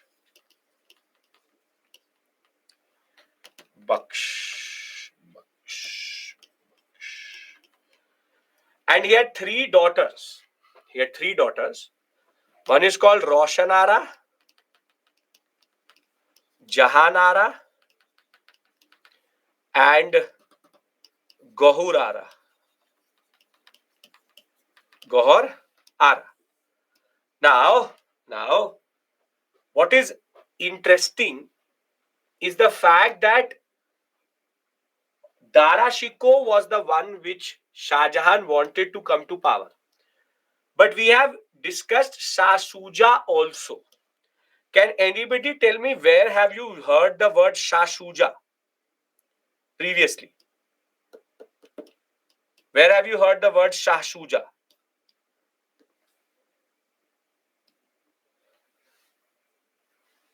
Arey, don't do that here. This is literal. Half of your writing, Battle of Plassey. That is a person called Sujauddin. And firstly, you are also incorrect with saying it Battle of Plassey. It should be Battle of Buxar. His name is Sirajuddaulah. You are mixing Sirajuddaulah, Sujauddin and Shah Shuja. Shah Shuja gave a farman in 1651. In return for 3,000 rupiah, he gave the farman to the British.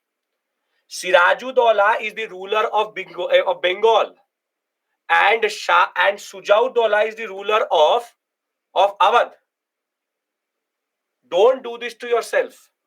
Literally, I don't know if I've taught you modernly or not. If you're not able to basically understand the difference between Shah Shuja, Sujauddin, and Sirajuddaulah, spellings are totally different, is not confusing, it is in your mind confusing, then it is a problem. If you write Battle of Buxar, I still understand. गलती में भी गलती है.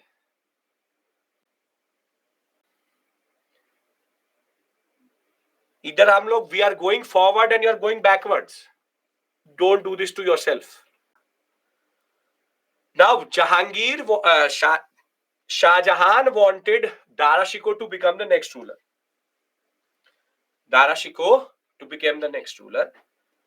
However, Aurangzeb was extremely ambitious.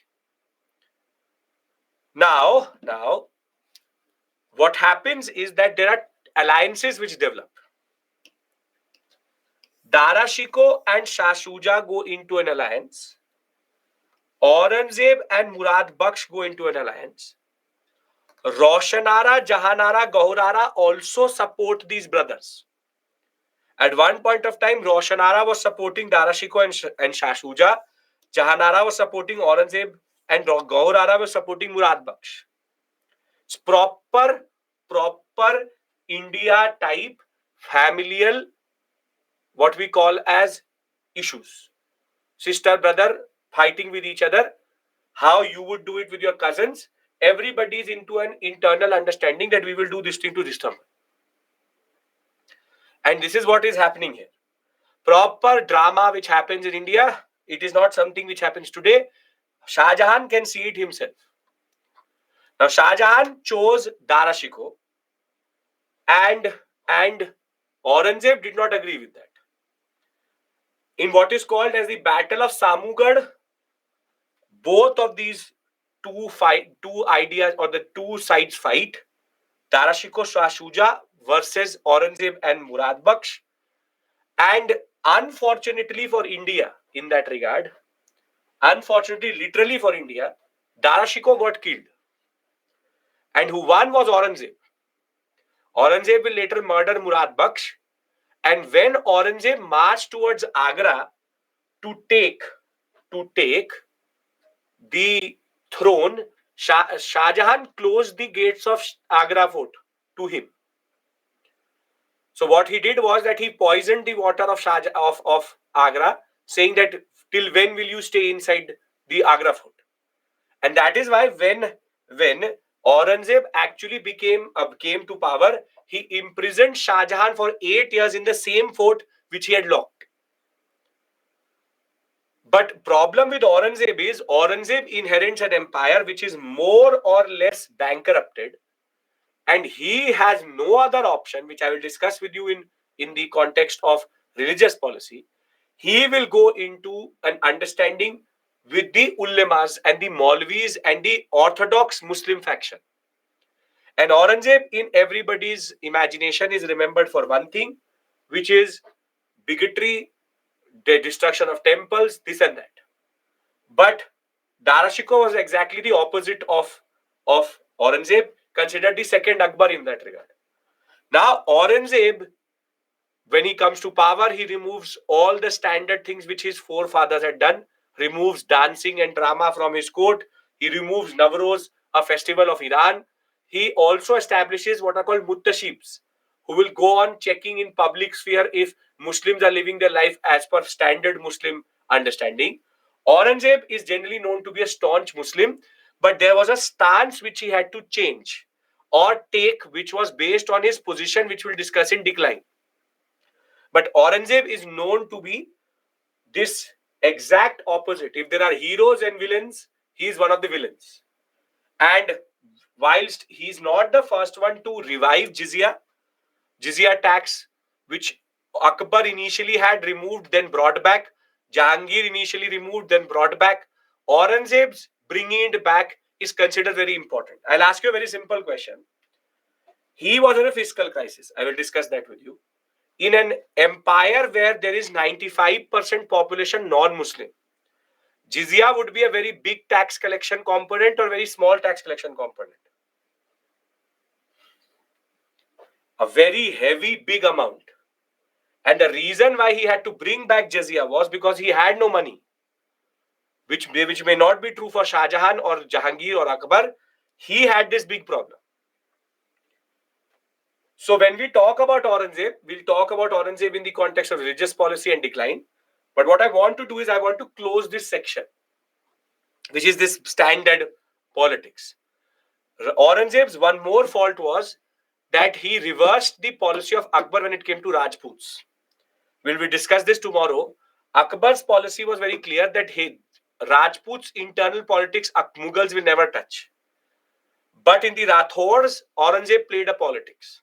And that is why the Rajputs left Aurangzeb and a major pillar of the Mughal Empire left. And that is why Aurangzeb is going to then pave the way for the decline of Mughal Empire and rise of the British. So the simple point is, let's try to understand Shah Jahan and thereafter Aurangzeb basic politics. Shah Jahan, as we know, imprisoned by his own son for 8 years, eventually where he will die. Thereafter, Darashikoh was the one who was a better son, was very learned, was very syncretic, knew Hindu scriptures also. He wrote Hindu scriptures, translated even the Upanishads, the Bhagavad Gita into Persian. However, Shah Jahan will not be able to install his preferred son Darashikoh.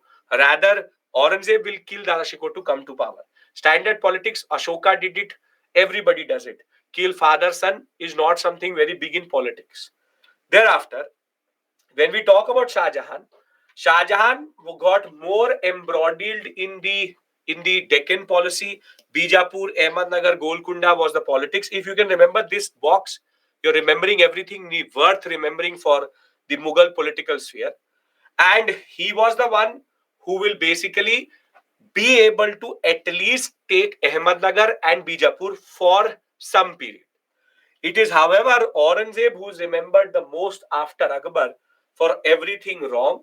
After taking the title Alamgir, he will call himself Zinda Pir, a saint, and thereafter remove everything which was Muslim, non-Muslim in his court.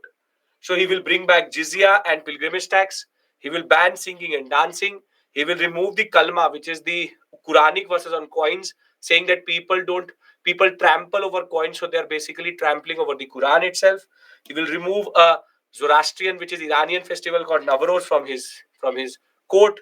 He will also establish what are called muntashibs, who will go on checking people if they are not drinking in public, getting intoxicated, because drinking is not allowed within Islam in the public sphere. And therefore, Aurangzeb is the one who is only known for Kalesh. Everywhere he will have a problem.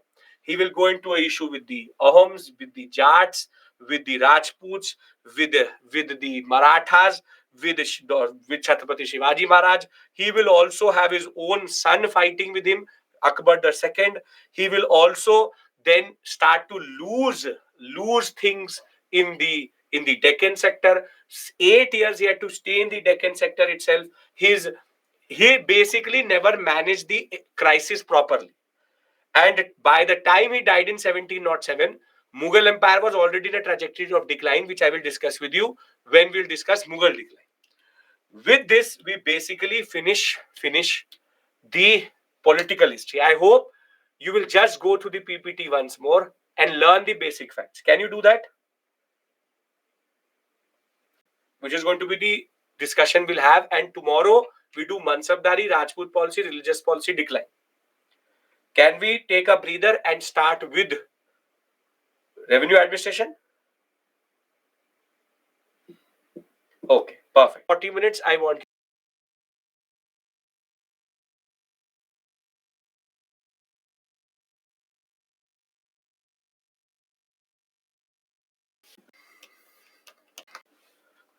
Let's start our discussion. Last 40 minutes.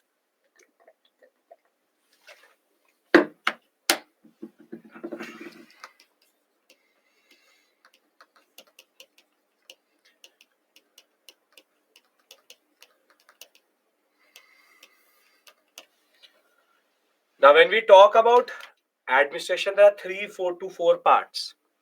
One is basic administration, then Mansabdari, Jagirdari, which we do tomorrow, and the basic administrative positions also, which you can see here.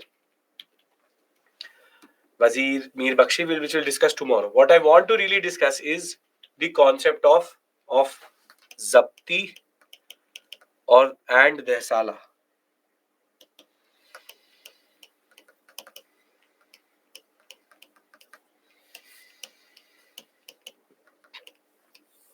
Now,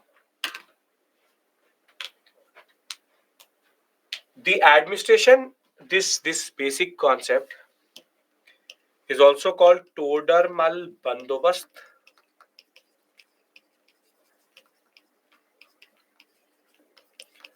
or Dasala system, because it was developed by the finance minister of Akbar, who is basically Todarmal. Now,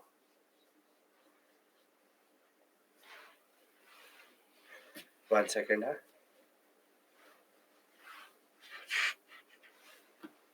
Okay. Now, what is Sher Shah Suri's concept? Sher Shah Suri's concept is 1/3 into Ray into produce gives you tax in cash. Now, this means that every season, every year, a Ray list has to be produced. And to give you a basic glimpse of how administration works, at the village level, market is there. There was one officer called the Kanungo who notes the market price, sends it to Agra, to the Wazir. Wazir creates the central price list, which is Ray.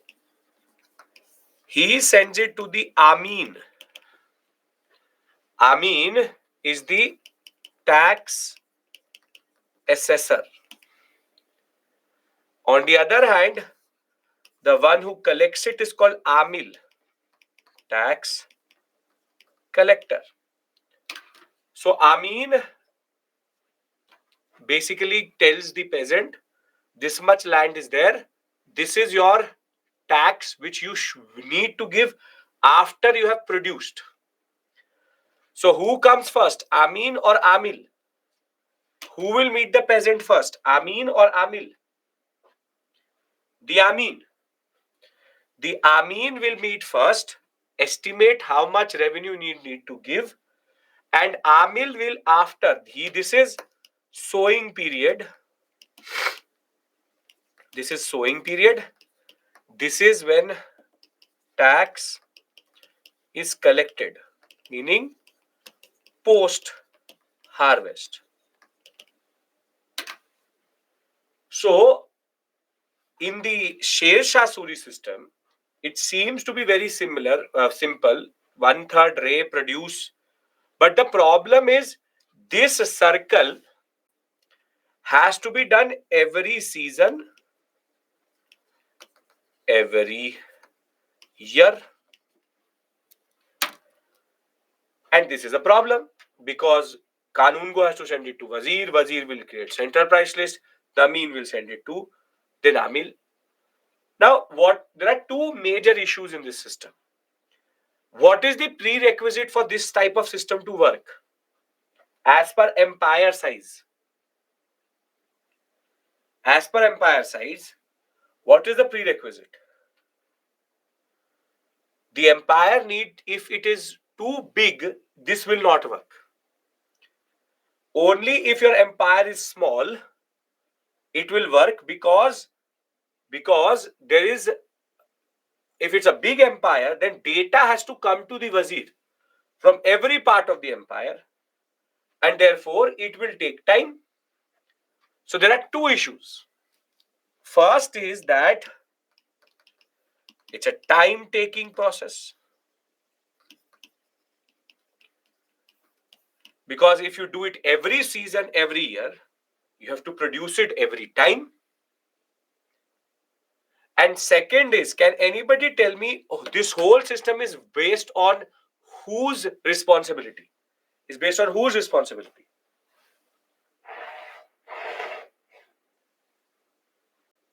The Kanun Go. It is based on the Kanun Go. If the Kanun Go does not give the right data,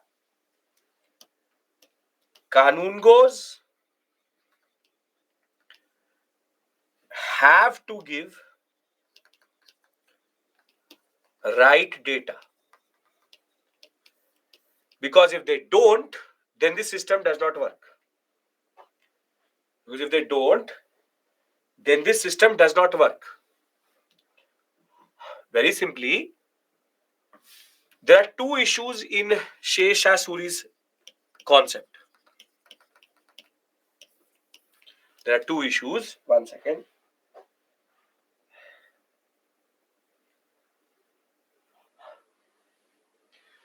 There is two issues in Sher Shah Suri's concept. One is, it's a time-taking process. When empire is too large, and delays mean distress to peasantry. And second is, Kanun Gos can distort the data and create issues. Do we agree with this? That these are the two major issues which can emerge? The honesty of the Kanun Gos and the delays which can happen because it's a very big empire. Every Kanun Go has to send it. Every cycle, every season, every year is cumbersome. Can we all agree with these two issues which Akbar faces because his empire is very, very big? Are we clear about these two things? Agreed? Come on. When I give you a break, still your energy is low, then what's the point? And I am the one who's not well. Okay. Now.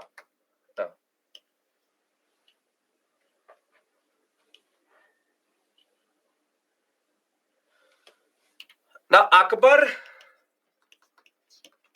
needs solutions. Akbar needs solutions. So the first solution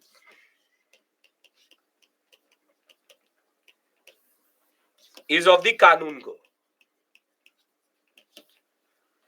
So what Akbar does is, he appoints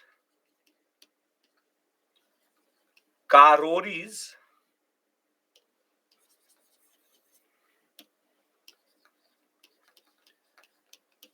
over Kanun Gos to check their data. So basically, now Kanun Go will send the data to Karori, then it will go to the Wazir. So there's a new check and balance to check the correction, to check the corruption of the Kanun Gos. Are we clear about this? Very good, Femina. But what is the consequent issue when it emerges? If you add another officer, what will happen? Does it increase the time, decrease the time? The problem is that if you add another officer, it increases the time needed to now check the data. If the Karori is corrupt, then both will get killed. Some way or the other, cut into pieces, thrown into the land for which they were corrupt for. The simple point is, Karori and Kanungo, as soon as you add another officer, it will take even more time. So Todermal needed to do something. Now Todermal said, and this is what is called the Dasala system, the second solution, the Todermal Bandobast. And you should understand that we don't think of medieval India as this complex. I don't think you would have an idea of how they are trying to find solutions for the peasants. Pro-farmer policy is being taken. And it is so complex and so sophisticated in which the answers and the solutions are coming. Now, Todermal says, what is the point of taking data every month or every season? Todermal said, I will change the formula. I will make it 1/3 into 10-year average. That's why it's called Dasala. Dah means 10 saal system. 10-year average produce into 10-year average cost of, or rather 10-year average of selling price,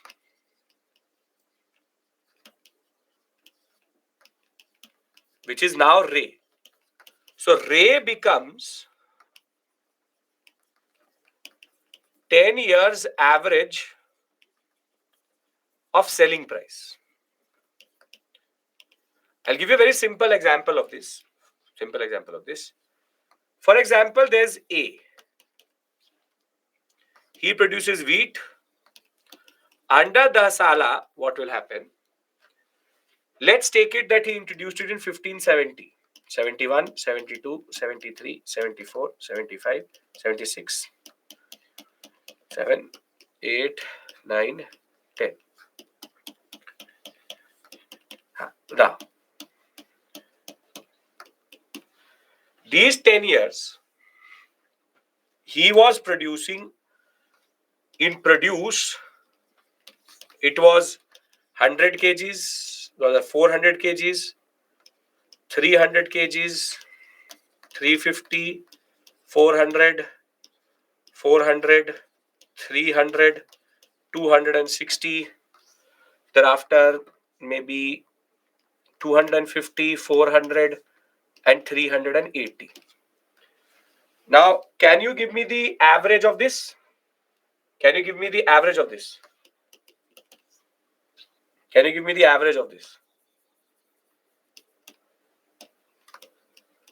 1, 2, 3, 4, 5, 6, 7, 8, 9, 10.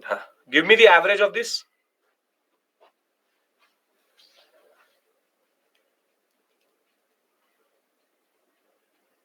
400, 300, 350, 400, 400, 300, 260, 300, 250, 400 divided by 10. Add all of them. 400, 300, 350, 400, 400, 300, 260, 300, 250, 400. Add all of them.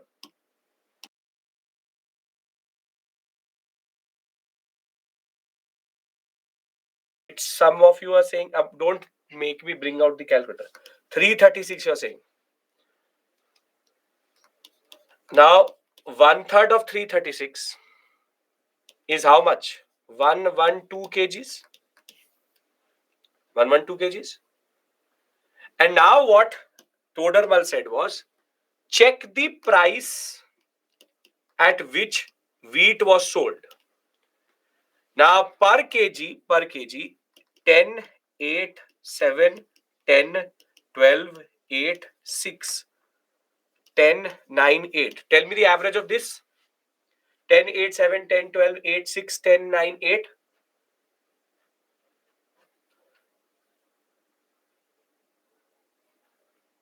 What is the average?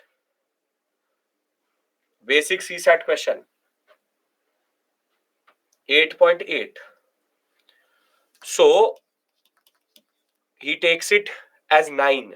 8.8 rounded off to 9. So what he's done is now this is going to be the cash obligation which the state will take from this farmer, which is rupees 1008. Now this does two things. Because it has taken the produce average and taken the average price, Todermal does not need to revise this every year. And though the Dasala system is not that this is fixed forever, it is on the state when they want to change it. But Dasala does two things. First, it gives certainty to the farmer that he knows this much is going to be paid. Second, it accounts for the variations which have happened over the last 5 to 6 or 10 years. So basically, what Dasala is that he has asked to take 10-year average of produce, 10-year average of selling price, and that way the obligation remains more or less similar every year. So if I'm a farmer, I already know what I have to pay. And if that year there is more, it is good for you. If it is less, you don't produce it. So the first solution, now this in a way solves the issue of this. Because it will take time for the data to come, the state does not need to revise it every year. So the two problems which Akbar had was first distortion of data, and second second time taking. So he is undercut that by basically appointing an officer above the Kanungo, and second, not trying to produce the ray every year. The Sala system takes 10-year average of produce, 10 years average of selling price, and then decides how much obligation you are going to pay. The state has not fixed it forever, may change it when it needs to. They change it, they don't change it, they don't change it. Are you understanding how Todermal has taken or done a master stroke here? He's made it more open, and he's made it something where the state does not have to year on year change it. He can fix it for 5 years, not change it for 5 years. He can then change it after 10 years. Do you understand what is the Dasala? Do you understand what I've done here? I've just taken 1/3 of the produce average for 10 years into average market price for 10 years. That's it. Nobody is going to ask you to solve a question on this, which is do a numerical. But I hope that you are able to understand what is the logic behind it. Sher Shah Suri was very, very foresighted in making sure that the state tries to take pro government, pro peasant approach, and he tries to remove the issues out of it. This is inefficient with view of revenue generation, as price increases every year may reduce over time. Again, that is not true, Prashant. If you go by any of the prices which happen in India today, there is too much variation. So it's not that everything only goes up. See, there are two words which are there: Jama and Hasil. Estimated revenue and collected revenue. Does Dasala bring these two together or make them go far apart? Does it make it come together or go far apart? As to how much the peasant has to pay, and the amil knows what he has to collect. But if every year if every year office increase, I don't know what you mean, but if every year increase, then average price will also increase. But again, Prashant, use your mind. This revision will happen when the government wants to. So between 1570 to 1579, they will not change it. So if it is increasing, is it good for it is good for the peasant. So for once, somebody is doing welfare for the peasants. But if the peasant gains in this 10-year cycle, maybe the government will realize in 1773 that I need to revise it. So they will revise the rate. So it is pro peasant, pro farmer, and accounts for change in prices if it happens year on year. You can see here the 10, 8, 7, 10, 12, but it came up to 8. The problem is you're not understanding that when it comes to prices, if price increases, is there a guarantee that the price will increase next year also? Most probably, if something price increases, its price will automatically come down next year because supply will become too much. If you have any idea of what is called Great Depression, or if you're called any concept of what we call as overproduction, or the perpetual chase between what we call as demand and supply. Again, I don't know what level your economics is. uh, every time this happens with onions, potatoes, or any form of top, which is called tomato, onion, and potato. Because every time tomato price will start to go up, more people will start to produce it. By the time the supply will meet the demand will fall, and there will be overproduction. So the tomato will go at a throwaway rate. That is why either farmers are selling tomatoes at 100 rupees per kg or throwing them on highways. But unfortunately, that is not what I have to teach you. The basic point is it's not stagflation. That is not something. It's called it's called the chase between demand and supply. Supply always takes more time to change. The demand can change very quickly. But leave it. If you don't understand it, I thought you were RBI governors, but okay, no issues. The simple point is Jama and Hasil come together for the state. Over and above that, simple point is nobody is asking you to explain this to them. If there's a statement based question and it says what is Todarmal Bandobast, you will be able to understand what does Dasala mean and what it is. Yes? So I'll read it out to you and then we'll break for today. Because now this is not the only system. There are 3 more systems which we'll discuss tomorrow. See, Akbar, after coming from Gujarat, identified this issue, that there was an issue in revenue administration.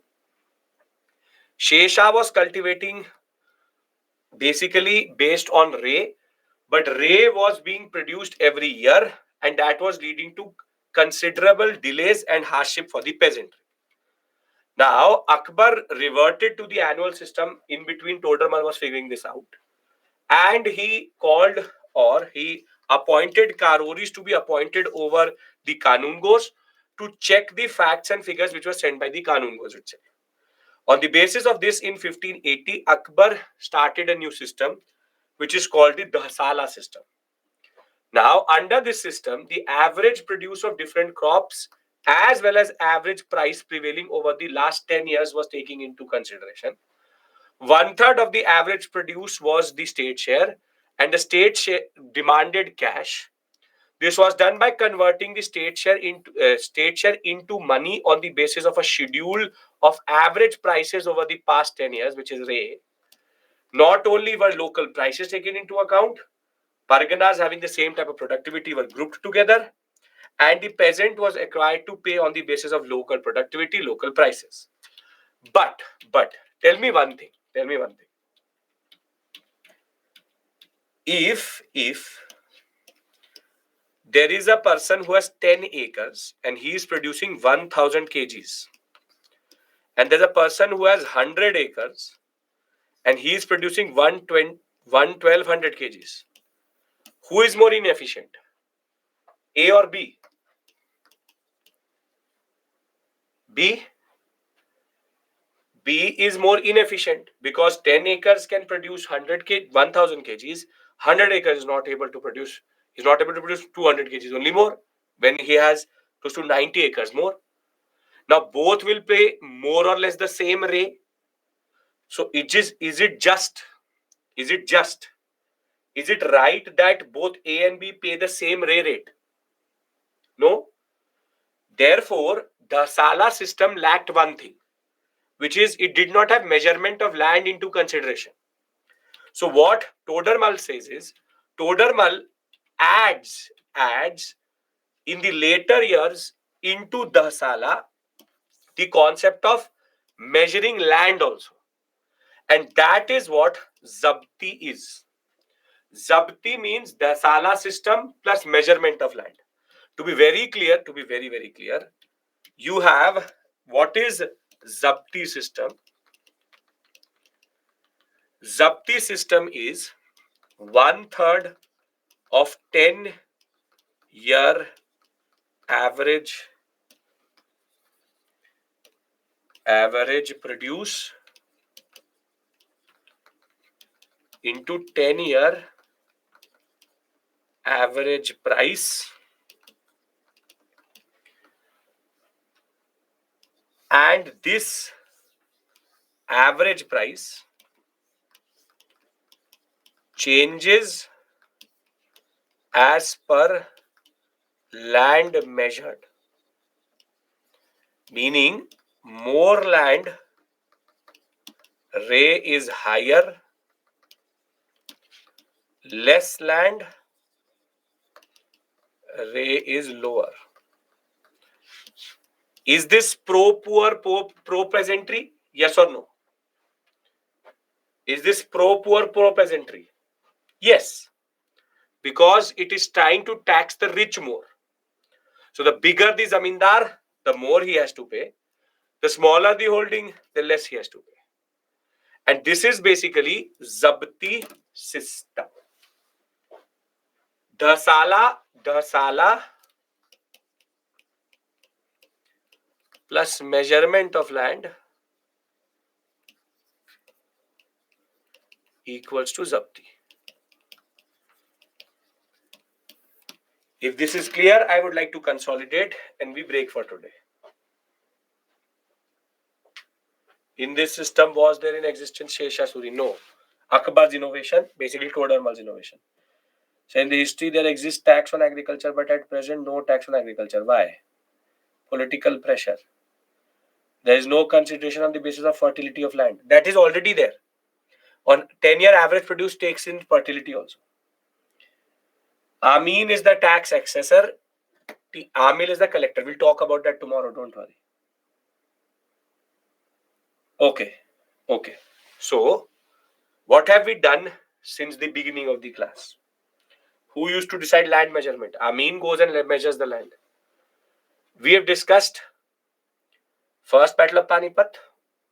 We've discussed the concept of how Panipat was important. We discussed the political history of Babur, Humayun, Akbar, Sher Shah Suri, in between Shah Jahan, Aurangzeb. We discussed the War of Successions. We've understood also Sher Shah Suri's innovations, Ray, and we've understood one aspect of administration. Tomorrow we finish Mughal India properly, and Saturday, Sunday we'll one day do Marathas and Sikhs, and one day do Bhakti and Sufi. Most probably by Monday we will start with art and culture. Done? Why mostly Akbar's time is discussed as compared to others? Because he's the one who bring in a lot of innovations. Does anyone do anything to increase agricultural productivity? No, but the peasant has the incentive to increase it. Was there no role of Mansabdar? You don't know, Anurag, what a Mansabdar means, so don't use that word. Really don't. Tomorrow I'll talk about it. Because Dasala Zabti has nothing to do with a Mansabdar. Leave it. Okay. Done. Is everything clear till this point? You have to be very clear in telling me that technical areas tomorrow, quite a lot of technical areas we will discuss. So I hope all of this is making sense. It is? Yes or no?